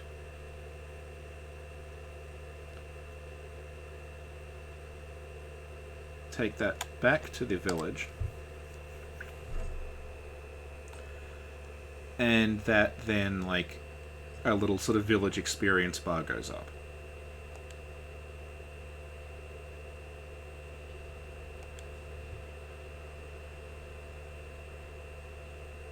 And we almost made it to level 2. So initially I was thinking, oh, is that all? Like, is that the whole game? Is it just about grabbing stuff going back to the village? And then I learned later on, no, the way you progress is, like, you can't kind of grind like that. You seriously need to make progress, because what will happen is there's, like, unique things that will upgrade the village that are locked behind bosses. And I don't know if we'll get to a boss, because I don't want to play this for an eternity, but... No, like I was saying, it's more like Pikmin than Ape Escape. You sort of have to direct your little monkey group to do things for you. And there's combat, which it's possible to get your little monkeys, like, killed. So, like, we'll go hunting, we'll hunt a rabbit. Rabbit's obviously not a hugely threatening animal, so once we hunt the rabbit, becomes meat. We can take that back to the village, but it's very heavy, so we'll ignore it. There's a wolf, so like wolves, obviously, they're predators. They get kind of aggressive. Get rid of the wolf. And it has a kind of Zelda-like progression to it, because you see, like... You can kind of see at the top of there's like a sea, like we can't get there yet. And like there's a piece of earth here that doesn't do anything. So what happens is we have to figure out how to build ladders. We figure that out way, way later on in the game. And then we have to come back here to, like, use the ladder to get up there. And it's pretty open and pretty non-linear. Like, you can see over in the distance, there's, like, a star that'll upgrade the number of monkeys we can get. And there's, like, a bird up there that's, like, really strong. So if you want, you can risk, like, attempting to tackle the mountain, which I think we'll do. So, like I was saying, the people who made this game, like, they cared. This is a pretty in-depth game. There's a lot to it. There's multiple endings. I think I got the bad one, because I didn't really know what I was doing. And other things can happen, like, you need to sort of, like, discover the use of metal tools to break through certain kinds of rock. Like, it's... Like, it's not a very long game, but I played this a lot. I really like it. If you're in, like, a PAL region, you can probably find this for a couple of dollars, because no one seems to like or care about this thing except me. Like, there's a massive hunk of iron that I think we may not even be able to carry at this point. So I'm just trying to get all the way up to the top.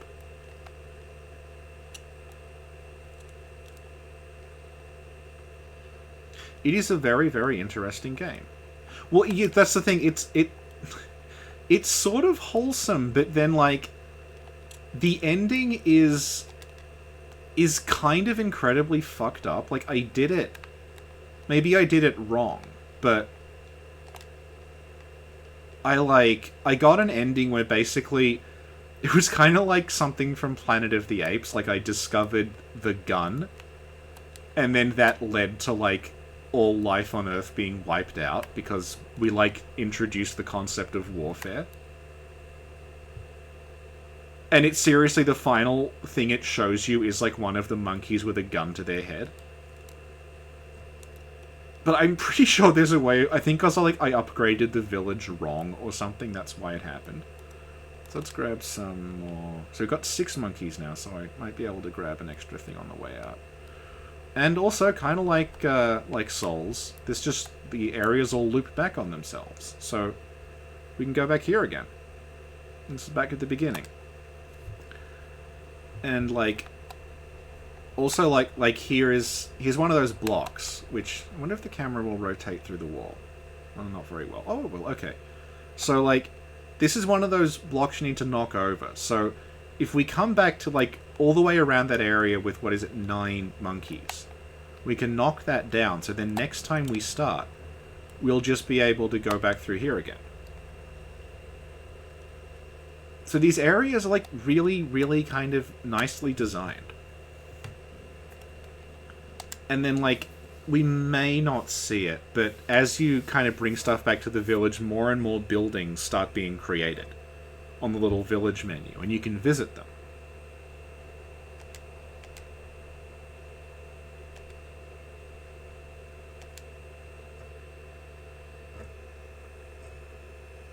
I'll show off the village a little bit.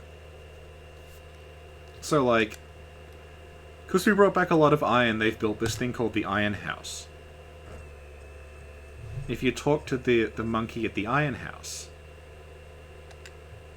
We may not be at a high enough level yet. Yeah, so later on, like, you unlock the ability to sort of select either iron, wood, or stone, and then you sort of invest in it. And then, as you find that, it, like, gives you a bigger bonus, but the other ones give you less of a bonus. And you have to, like, plot out, like, how the village works.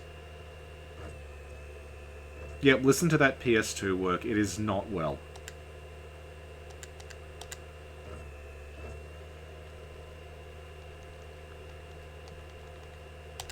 Do one more little sojourn. Because we're coming on 90 minutes.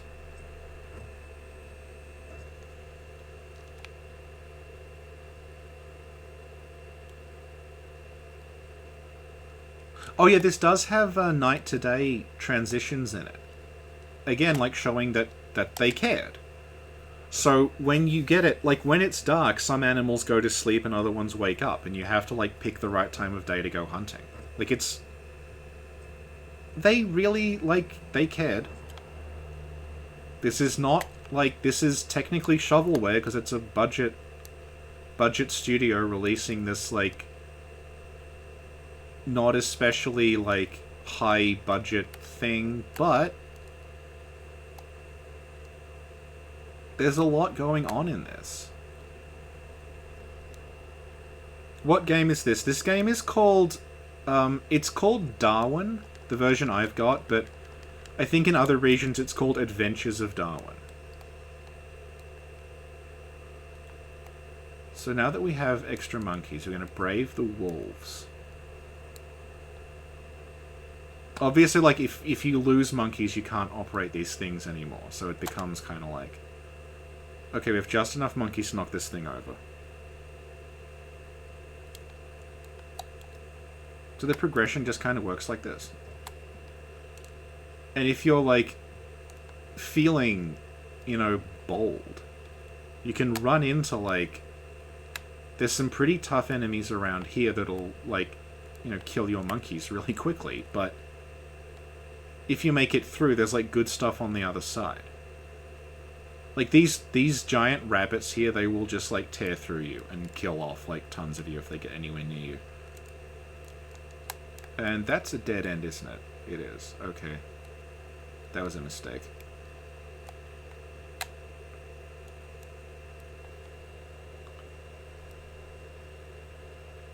Is it you who's Darwin or the monkeys? The lead monkey is called Darwin. And then all the other little monkeys around him are just called monkeys. Let's knock down this one.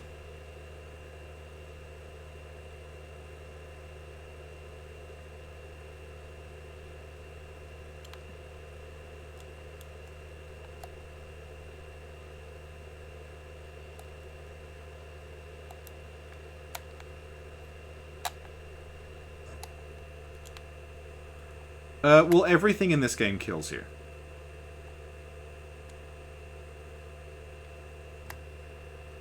Okay, so we want to grab this extra yellow star because it'll give us an extra monkey. Okay, we managed not to lose any. You can get your health back by, like, killing animals or eating fruit, but the fruit's effects, like, I can't exactly remember what does what, so we'll try eating salty fruit. Okay, salty fruit healed us, that's good. Okay, we have just enough to open this.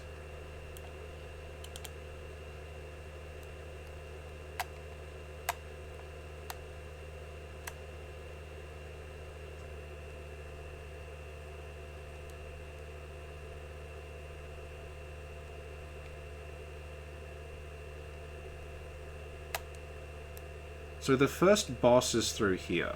I don't think we're strong enough to beat it yet, but we will attempt to. Eventually you start evolving the ability to make new weapons.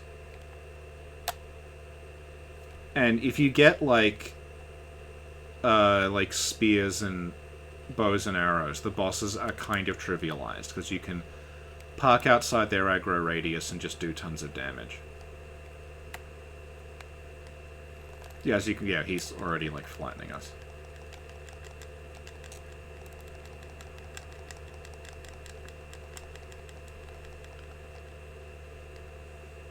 Yeah, we've already lost, like, half our health, and we lost a monkey. So ideally, like, I would have spent time kind of, like, leveling up my weapons before I came back here, but...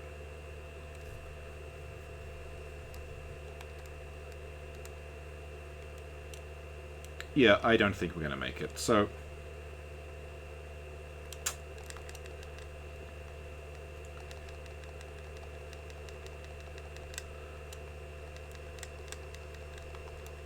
well, Sin, you can get the monkeys back, so they're not permanently lost, but... anyway, once we beat the mammoth, which we're not going to do because, like... I mean, look at this catastrophe. Like, ideally would have gone back, spent, like, an hour or so, like, leveling up the village before we came back here. We would be able to, like... I think he like, lets you evolve into, like, very early kind of cavemen. More like an Australopithecus, actually. And that's kind of how you progress. It's a mixture of, like, grinding, but also, like, kind of set points where you have to beat a boss. So, that be Adventures of Darwin. Check it out.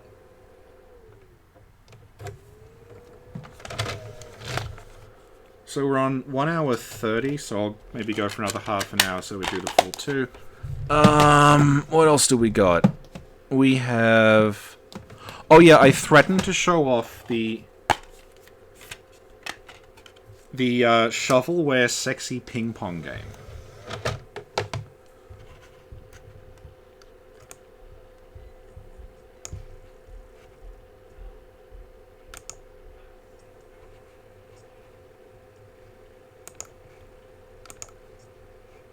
Sorry, I'm just, noticed someone had a horrible anti-Semitic name, so I'm just, timing them out. Anyway.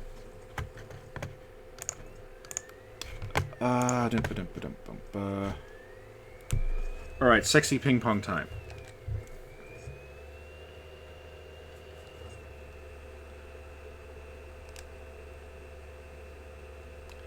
Well, okay, it's sexy ping pong. It's more like failed attempt at being sexy ping pong.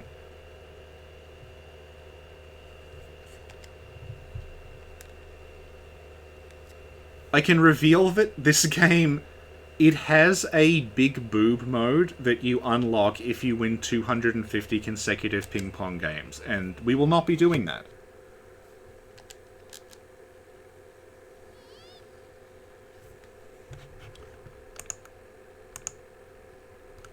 Here we go.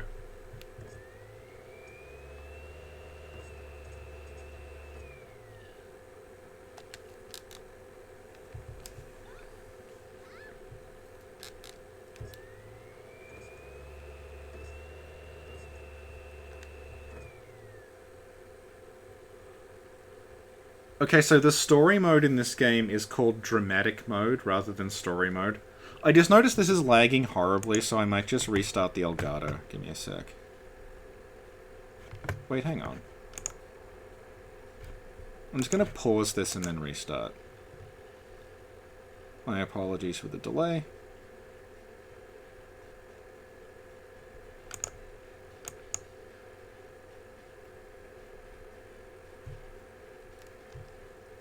What have we got now? That's not so bad. Okay.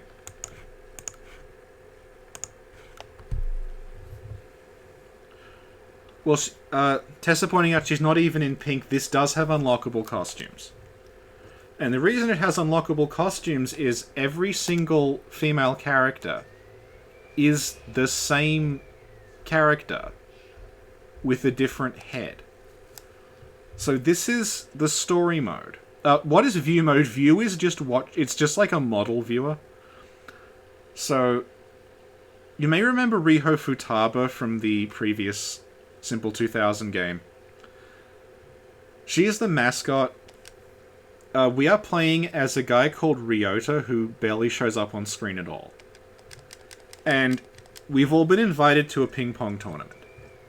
And I don't know if we'll get all the way through it. Because I can't really remember how to play this. Wow, I suck. Okay.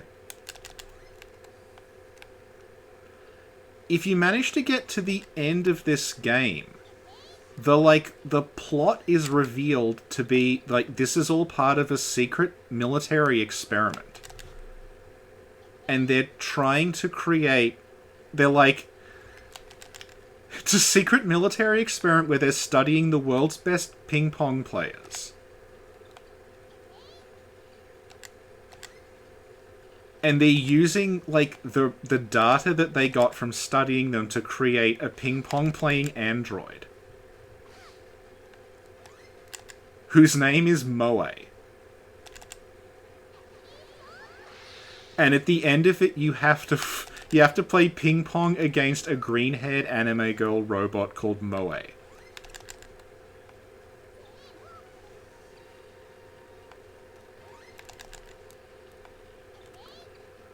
As to why I own this game, this is part of a series called Simple 2000. And I tried to get every Simple 2000 game that came out in the PAL region, because they were released in Japan and some parts of Europe. But they didn't get US releases, so a lot of people don't know about them. They were called Simple 2000 because they cost 2,000 yen each, which is the equivalent of, like, a game costing, like, $15 to $18 US. So, like, not... Like a budget line. And, they... Like, that Darwin game is Simple 2000 as well. And, anyway, a bunch of them came out in Europe. And Australia, like, technically, as far as PS2s are concerned, is in Europe, because it's a PAL system. So I used to play these a lot as a teenager, because they were just in bargain bins everywhere.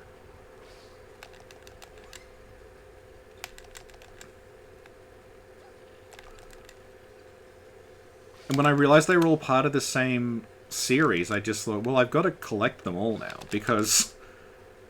I mean, they were cheap at the time, they're even cheaper now, because no one wants these. They're all just trash.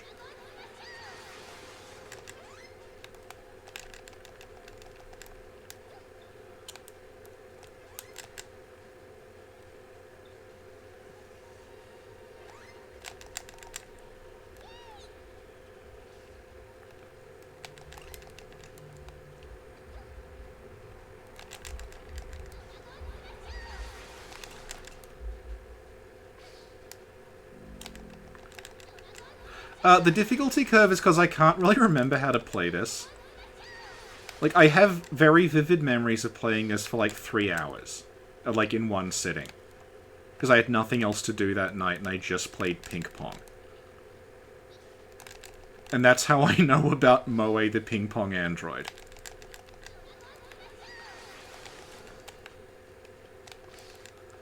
Well, yeah, like, it is a cinematic universe. They are all connected. It's really strange, because, like, a lot of the... It was a publisher called D3, who was still around, and the ones that were developed, like, internally at D3, they used the same models in all of their games. So, like, the anime girl we are playing ping pong with here, that exact model is going to show up in, like, half a dozen other games. I wonder if I can just... Yeah, let's retry. It's possible that I actually have ping pong saved data on this memory card, because I don't know what is on there.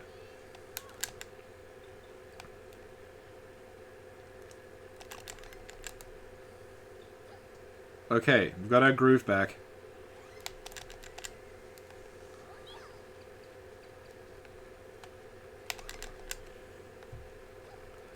Yes, I think this is the bad ending of Darwin. The bad ending of Darwin is that Simple 2000 games exist. One thing I'll show off when I'm done with this is that, if anyone knows the EDF games, they started as part of Simple 2000. So I have, I think, yes I do, right, on the table with me, the very first EDF game that came out for PS2 and is just called Monster Attack.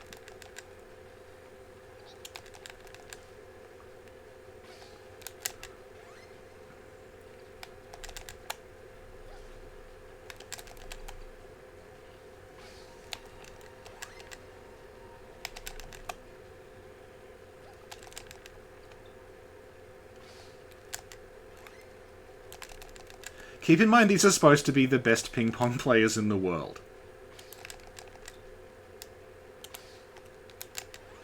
Would I consider streaming PC98? I absolutely would if I could get PC98 emulation working. Because I've tried many times, but maybe... Like, PC emulation I always find kind of difficult to pull off. Damn it. I have DOSBox on my Wii, actually. Like, I installed Commander Keen on the Wii. So, like, that's a possibility. I could stream that. I wouldn't have to worry about setting up the computer to do it.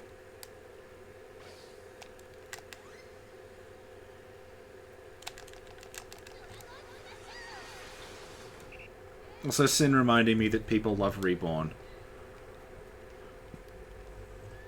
So I'm going to opt not to continue, because I may have ping pong data on this already? I can't remember.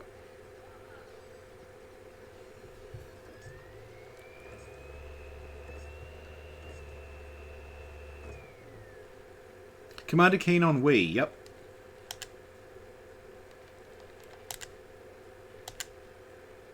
No ping pong data. Oh, hey, this has ping pong data on it already. Okay. I wonder what it was.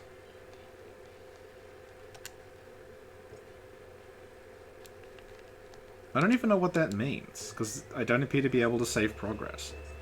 FF7 stream part 2 will be Friday evening. I'll just show off a view because people were curious. It is just like... Here's all the freakish dead-eyed anime women. And they all have different costumes. And you just press a button and they sort of... They just do this. And an announcer goes, "It's showtime!" So that's all. This is incredibly depressing to watch, so I'm gonna turn it off now.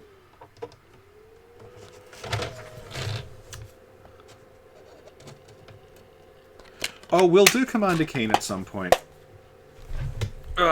Okay, so this is the very first EDF game, which was released here as just Monster Attack.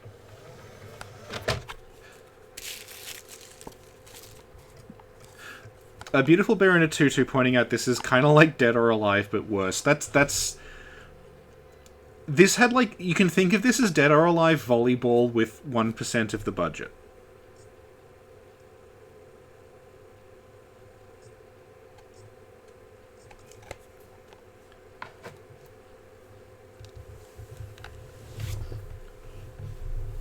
Also notice people are now tuning in, like more people are watching, now that we have finished the From Software games and we are on the shovelware.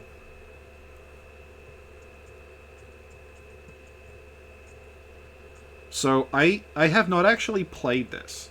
I just have it. So I don't know how it's going to go.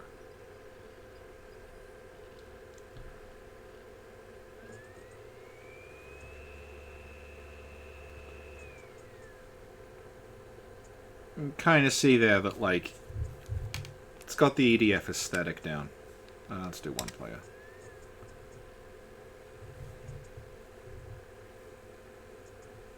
Yeah, PC98. I'm really interested in Japanese PC games, and I want to look into them. But yeah, the PC98 is like, it's essentially just like hentai games, like most of the library. So I'd have to, like, absolutely be sure what I was playing before I started streaming it.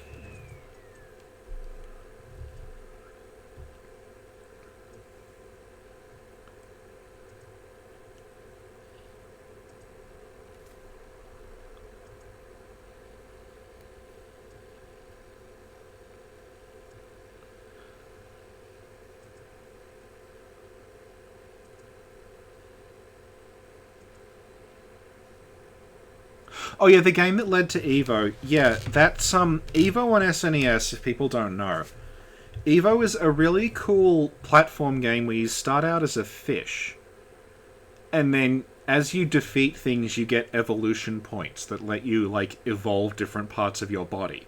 And the idea is eventually you like climb onto land and you can like evolve into different things on the land. And that is a sequel to a PC-98 game. But like the PC-98, it's completely different. It's like a not even like a I don't know how to describe it. It's like a strategy game. Almost. Oh wow. Okay. If you're looking at this and thinking that's dropping a lot of frames, that's not the stream. This is a slideshow like on original hardware. Oh my god. This is incredibly disorienting.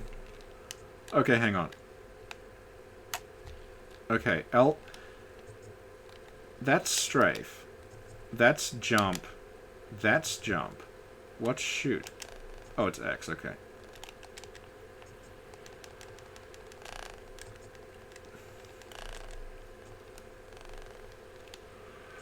So, I guess you could say the EDF series hasn't really evolved much since its beginnings on the PS2.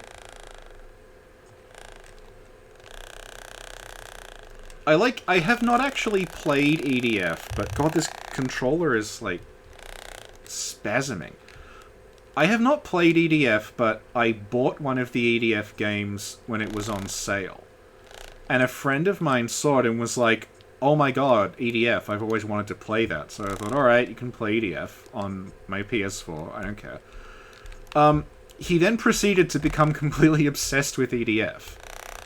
And spent, like, pretty much the entirety of, like, late September last year until a couple of months ago just showing up at my place to play EDF. And he like, beat the whole campaign and everything. And I'm just very, very used to watching this. And, if you want to know what EDF is like now, it's exactly the same as this, but there's more ants.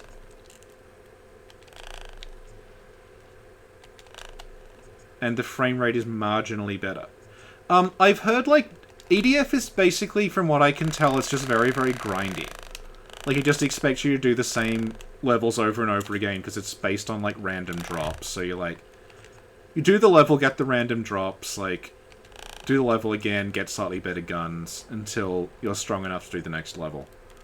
Reminds me, kind of like Dynasty Warriors, where they just sort of expect you to, like, do levels over and over again.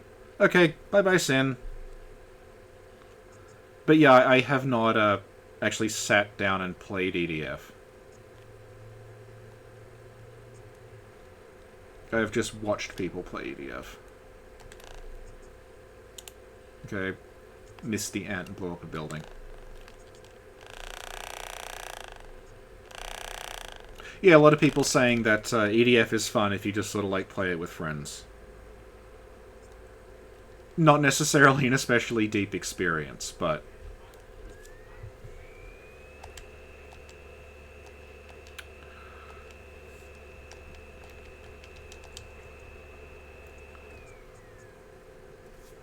Let's try again. Ant attack. Yeah, this is the same... So I guess like we can just do mission 1 over and over to build up our stats to keep going. Also, depressingly, like... My friend beat the entire campaign of EDF on the default difficulty. And he has like 2% of the trophies. Because they expect you to just do it over and over and over again. Like, beat it with this class, beat it on this difficulty, do this thing, and...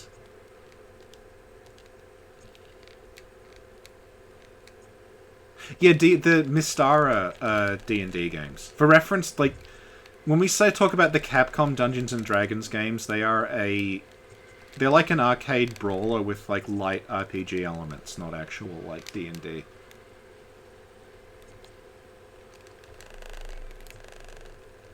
So I just left a link to the Patreon. Sin and I, like, we have started redoing parts of the Patreon because we were not expecting people to care about streaming. So what we've done is we've lowered the cost of the stream archive tier, but at the same time we've given the people who were on the previous stream archive tier like more options to like suggest games and like guest with us and stuff. So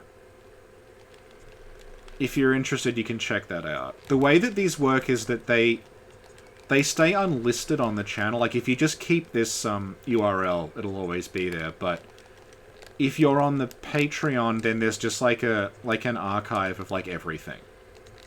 So you can see like the previous hideous slideshow streams I was doing before we got our internet fixed.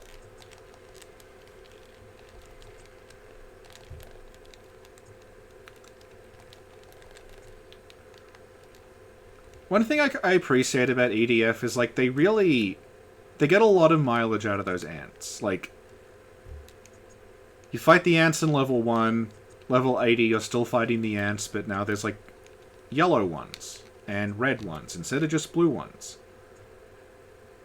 And then you get a message that's like, the giant insects are attacking. And it's like, oh, again? In this game?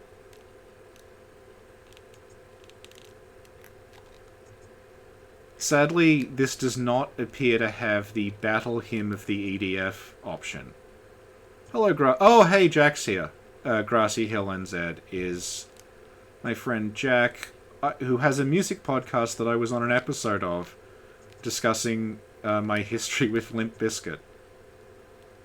So if anyone wants to hear me recount being a teenager in the 2000s,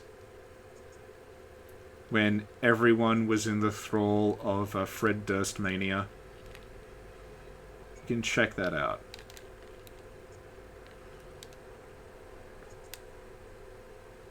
Oh yeah, Dragon's Crown. I have Dragon's Crown, but I have not played it yet. That is like the successor to the Mystara games.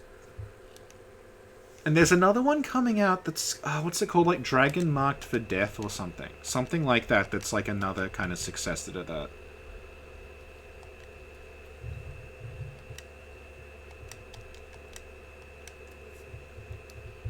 What other PS2 games are here? Okay, so I think that's probably enough Proto-EDF for now. So let's put in our last game of the night.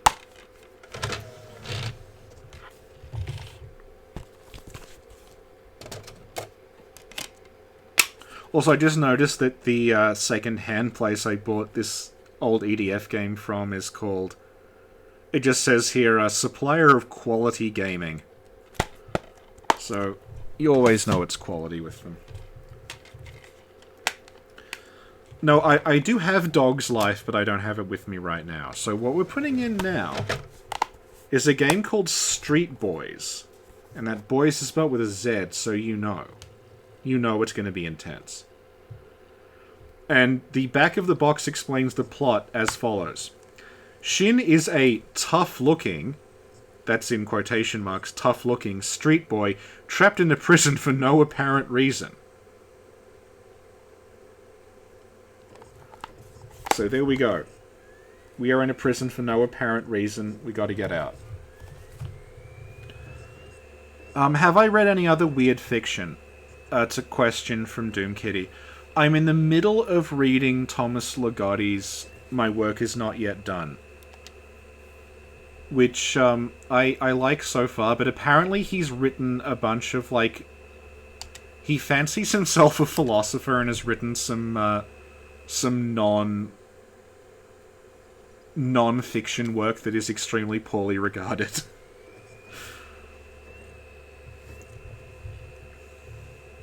So this is a beat-em-up in which you play as, like, some pretty cool Japanese teenage thugs. I wonder if this has save data on it, because I used to play this a lot. No data present. Cancel load. Let's try 1. No data present. Okay, never mind. Yeah, he's very into antinatalism. A couple of philosophers I know, like, read him and they're like, oh, Jesus Christ, he's not. This is not good. Go back to the fiction, please. So you can think of Street Boys. I think the Simple 2000 title for this is just like the Bancho. Bancho is like a kind of like rebellious kid kind of story. So this is pretty much, if anyone knows River City Ransom, it is a version of that is 3D and a bit worse.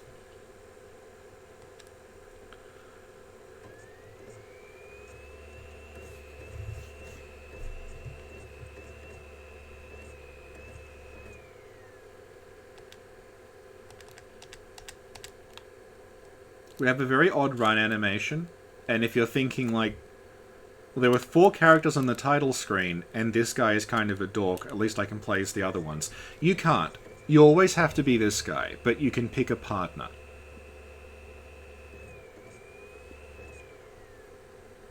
Okay, bye-bye, V. We're almost done. So this has the same kind of gameplay progression as a lot of the Simple 2000 things that I've shown off, where, like, in terms of actual content, there is not a great deal, but it expects you to replay the same parts over and over again to kind of grind. And yeah, there are a lot of pompadours in this. Check out, that is incredible.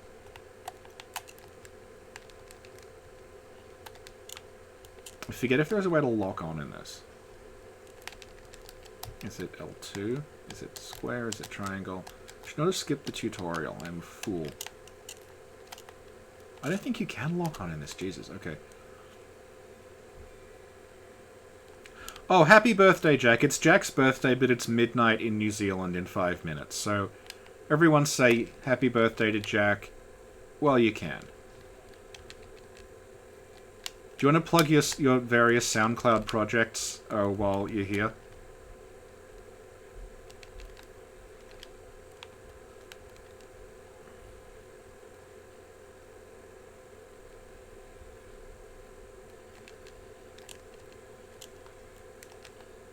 Okay, we got out of our handcuffs.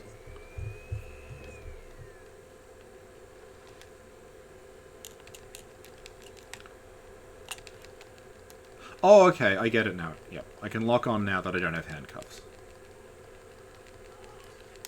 So what you're looking at now is the entire game. There's, as is usual for Simple 2000, there's like 1 or 2 kind of cool things that another game wouldn't have done, because they would have been worried about, like, investments and shit, but because this is so cheap, they kind of let people get away with things they otherwise wouldn't. Oh, the capture's fucking up, okay. Yeah, that'll be the Elgato.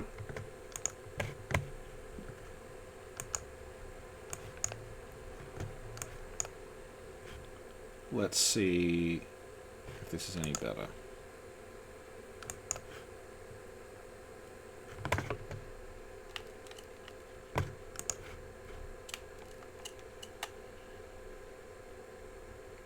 Okay, that's better. So, like, because these games are so cheap, they kind of let people get away with stuff they otherwise wouldn't. Oh, this is paused. Okay, hang on. This is what I mean about the Elgato having a habit of, like, shitting the bed.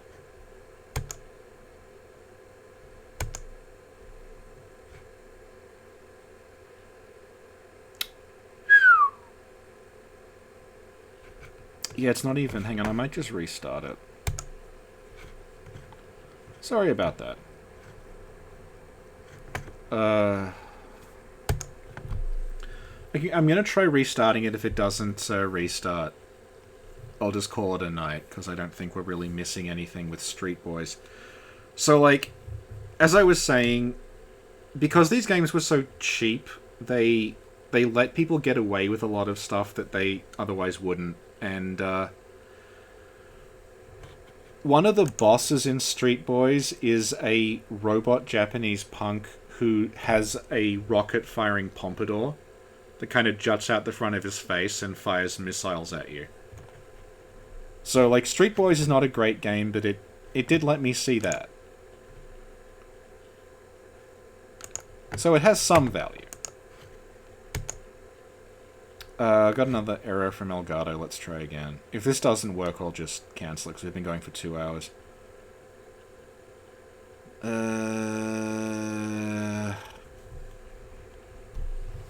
My abiding other memory of Street Boys is that you have to climb... It's like a 60-floor skyscraper, and they actually just make you climb 60 floors. It's just the same thing over and over again. But yeah, the idea is that as you beat levels, you kind of like gain experience points, characters get stronger, and then you go back and do the level again, and it's just like this kind of endless loop, and it's not especially life-affirming, but you know, it's there. Oh, hey, the Elgato's back. Okay. I'm considering investing in a better capture card than the one I have now, because this is like... It's crapping out way more than it should be. Okay, so will it remember where the window is? It does. Okay, we're back in business.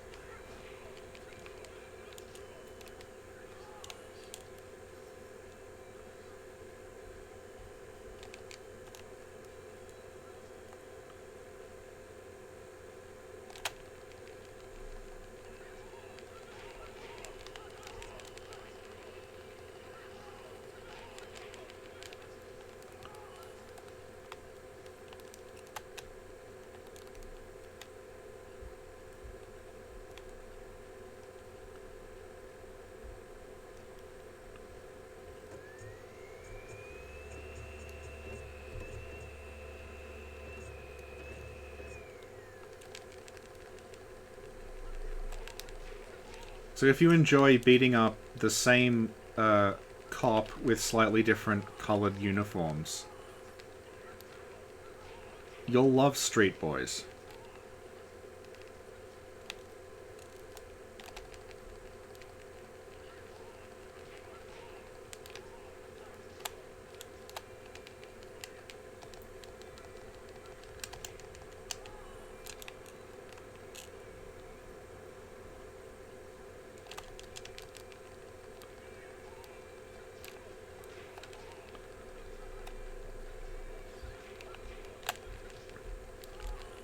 And yeah, I did manage to 100% this at a point in my life I don't want to revisit. And you unlock a new partner who is like the little sister of, I think, that guy with the pompadour, and she fights with a teddy bear.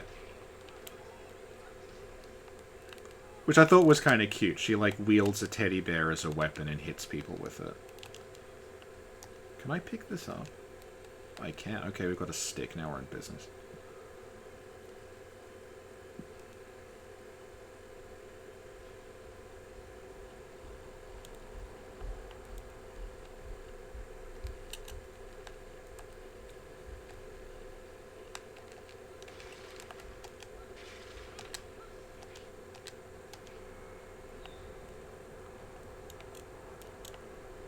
We've unlocked something.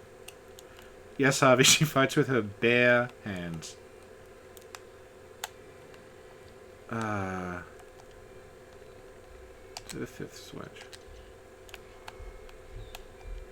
I think we'll just try all the switches.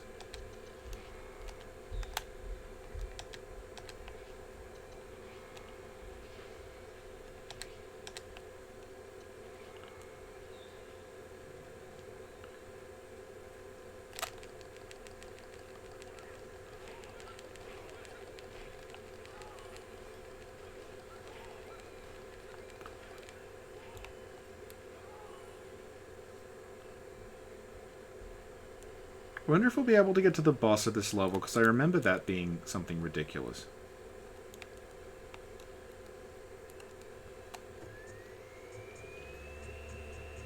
Okay, this might be where we're going. One of the issues with these games is that they'll... No, this is where we came from.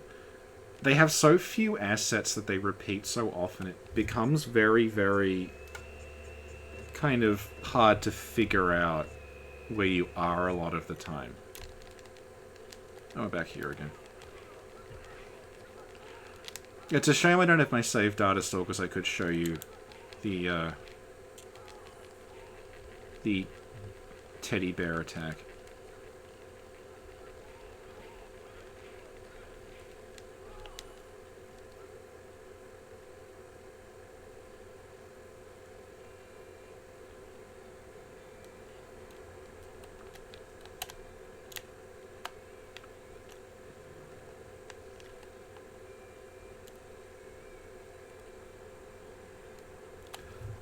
It's probably enough of that.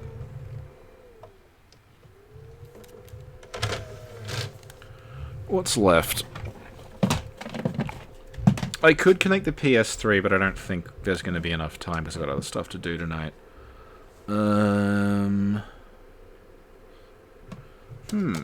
Okay, so...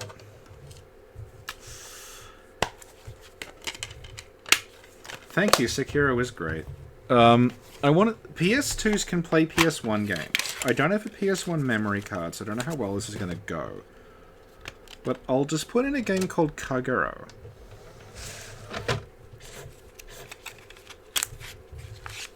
And just, I guess, play until not having a memory card becomes untenable. Oh, this console does not sound well. You can do it.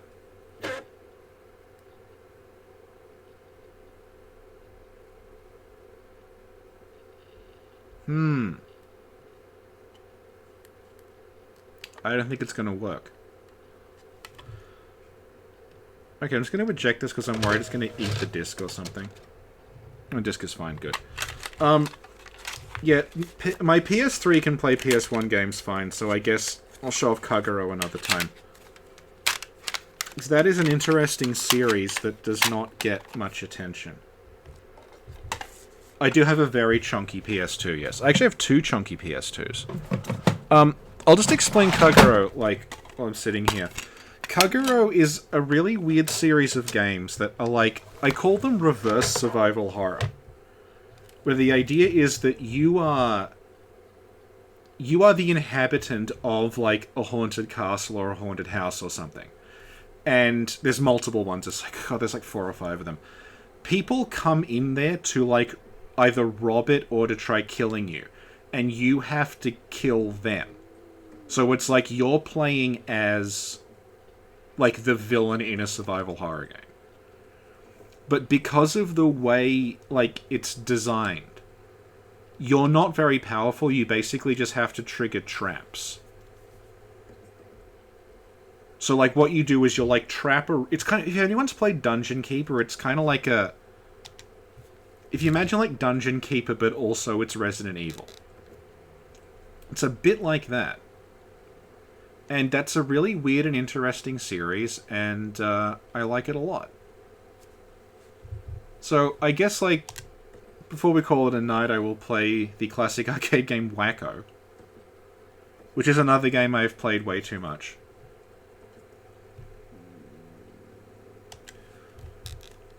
So, Wacko is a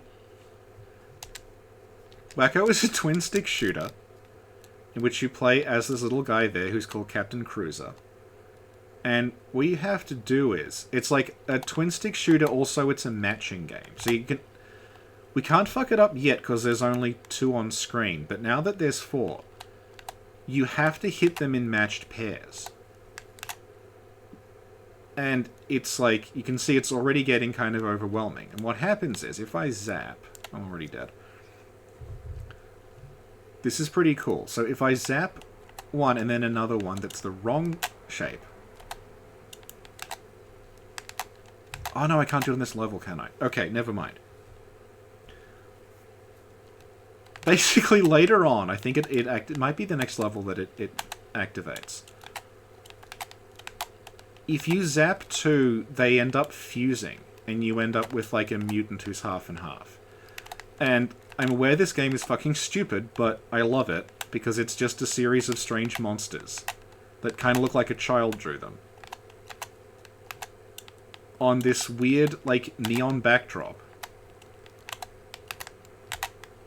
And it's very, very basic, but it's complicated enough with the matching that I wouldn't say it has depth, but it's like you have to plan ahead, more so than you would in, like, Robotron.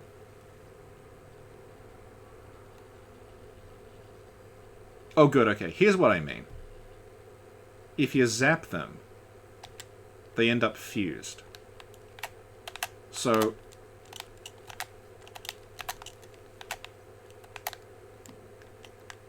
this is wacko.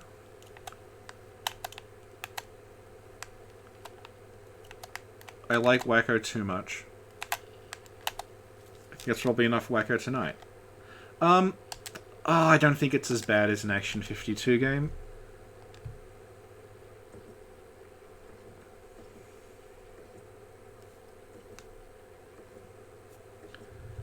So yeah, this is a disc of old Midway arcade games. What else is on here?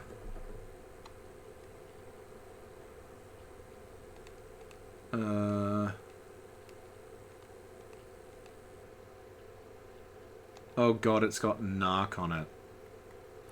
Alright. We'll play Narc for a couple of minutes and then call it a night. So Narc is a game about a narcotics officer.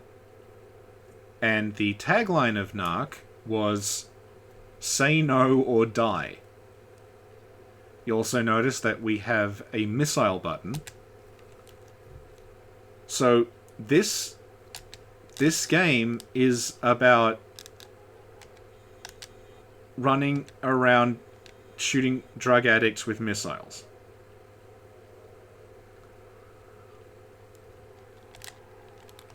This is how we're gonna end drug addiction in the US. This came out around when Reagan was president, so there you go. Is to just kill all the drug addicts in the country with lasers. Yeah. This is real. This was in arcades. I don't know if this version has the song in it, but it had this looping thing that went, "I know, it's the narcs, man, the narcs, man," like over and over again.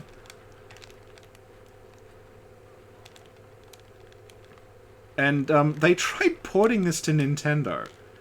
If you remember, if you think Nintendo has like kind of strict censorship issues now, the 80s version of Nintendo significantly more stringent. So, if you can imagine trying to port this, like, astonishingly violent, like, murdered drug addicts with missiles game to the SNES, JonTron, it's the sort of thing a lot of people have done, like, videos on. There's a site I used to read called Zeros Unlimited that is no longer up, but it was a very early, like, showcasing weird games the guy had found through emulation. That had a fair bit about Narc on it.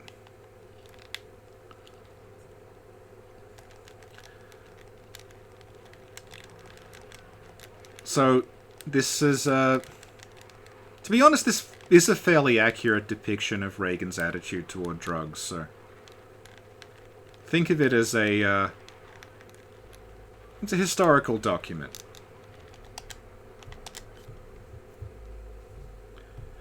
Do I think The Quiet Man fits the tradition of budget games? I don't know, because The Quiet Man was expensive.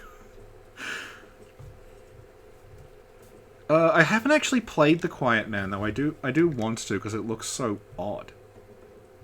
The Quiet Man is like a spiritual successor to The Bouncer, which I guess we could stream one day. I don't have it, but I've not seen a copy go for like a double-digit price for some time. Oh my god, Harvey used to own Narc. That's incredible. Okay, we'll go through Total Carnage for a bit. Total Carnage, if anyone remembers Smash TV, this is the kind of successor to Smash TV. It's a top-down It's another twin-stick shooter. Smash TV was set in the far off year 1999. So Smash TV was a twin-stick shooter kind of based on The Running Man, the Arnold Schwarzenegger movie. Where it's like, I'm pressing start to continue. Start, by which start they mean L1. So Smash TV was a game kind of based on The Running Man. That it was like this very violent top-down shooter, but everyone on it was acting like it was a game show. So you had like an announcer talking about like the stuff that you're winning. And as you played it, like the power-ups would be things like toasters and cars, and at the end of the level it'd be like, here's all the things that you won. And Total Carnage is it's the same person, I think, was in charge of it. It's just the sequel, but it's like, what if that was also Operation Desert Storm?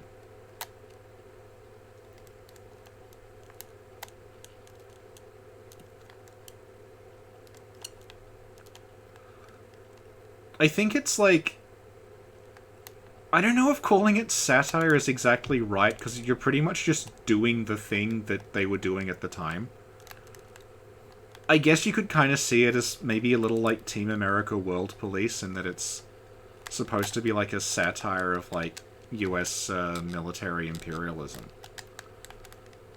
But at the same time, like, you're just doing it. It doesn't really seem to have an opinion on it other than that it's stupid. And anyway, this game is best remembered for the end boss, who is of course thinly disguised Saddam Hussein, but in a twist, when you defeat him, his head opens up and reveals the head of Hitler. And then you have to fight a giant Hitler head attached to tank treads.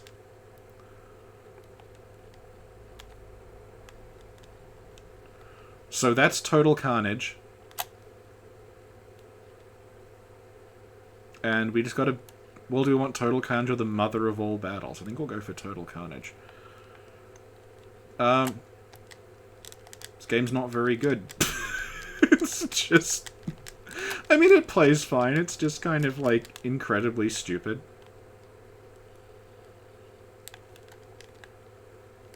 And I think that's probably it.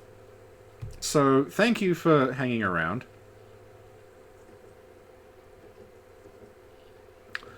So, thanks for the 21 people who stuck around after we finished with Armored Core and Eternal Ring.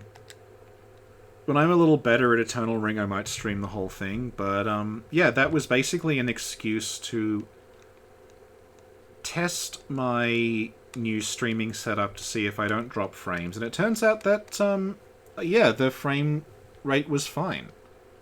So streams that I do from now on will not look like as bad. Yes, thank you, Harvey, I like this as well. I'll just leave it on Rampage as attract mode. If anyone's familiar with the recent failed Dwayne Johnson vehicle Rampage, it is based on this game. And I don't exactly know why, because the plot of this game is that a group of scientists get turned into monsters and destroy a city for no reason. The Dwayne Johnson one appeared to be about him being sad about a monkey, because the monkey got big. Rampage is kind of cute because it's got, like, these sort of funny monster designs. They sort of look kind of claymation-y, but it's actually, like, it's, like, very early CGI, but because, like, it's running at low res through a composite cable, it sort of blurs slightly and looks a bit like it's claymation, which I kind of like. Apparently the last 30 minutes of Rampage is good. Okay, I will check out Rampage at some point.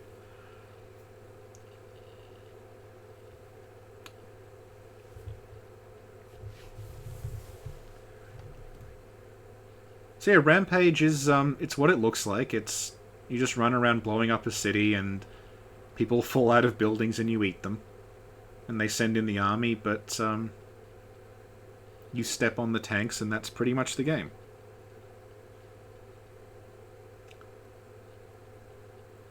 So, I guess this is it. If anyone's got any last words, I'll hang around for a minute or so, but, just enjoy the majesty of Rampage.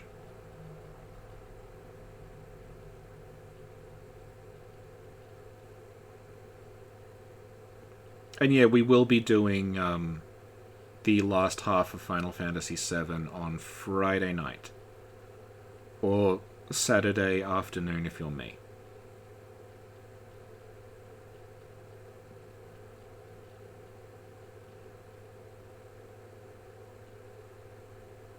There's also a lot of fan art of that scientist, who I recall is called Betty Veronica. That's no problem.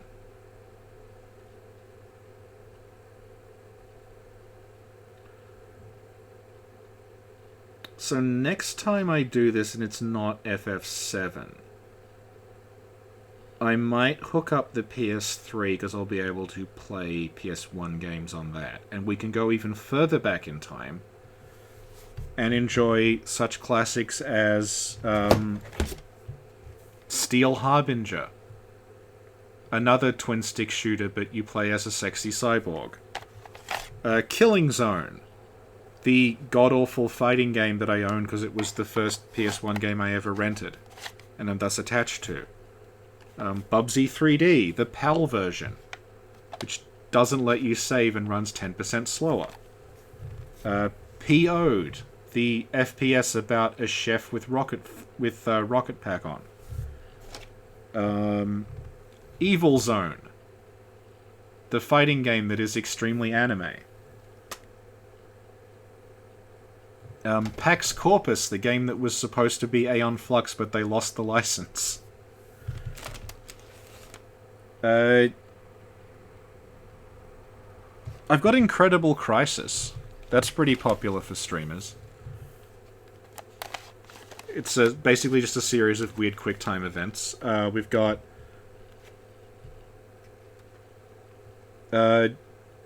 D. Remember D? The survival horror adventure called D? And the ad was a list of words that started with D. That's not a joke, that was actually the ad. They made a big deal out of the fact it starred a person they referred to as digital actress Laura, who was just like a, she was just a CG model. Oh good, Harvey remembers D. Yeah, they made a massive deal about the fact that, like, the main character of D was a quote-unquote digital actress who they could put in other games. And I think they did. There's, like, another game with her in it. But it's just, like... I don't even know. Anyway. There's gold in them there hills. And, I'll try to show off some more of it next time Sin, is not here and can't tell me what to do. Okay, so good night, everyone. Or morning or afternoon, wherever you are.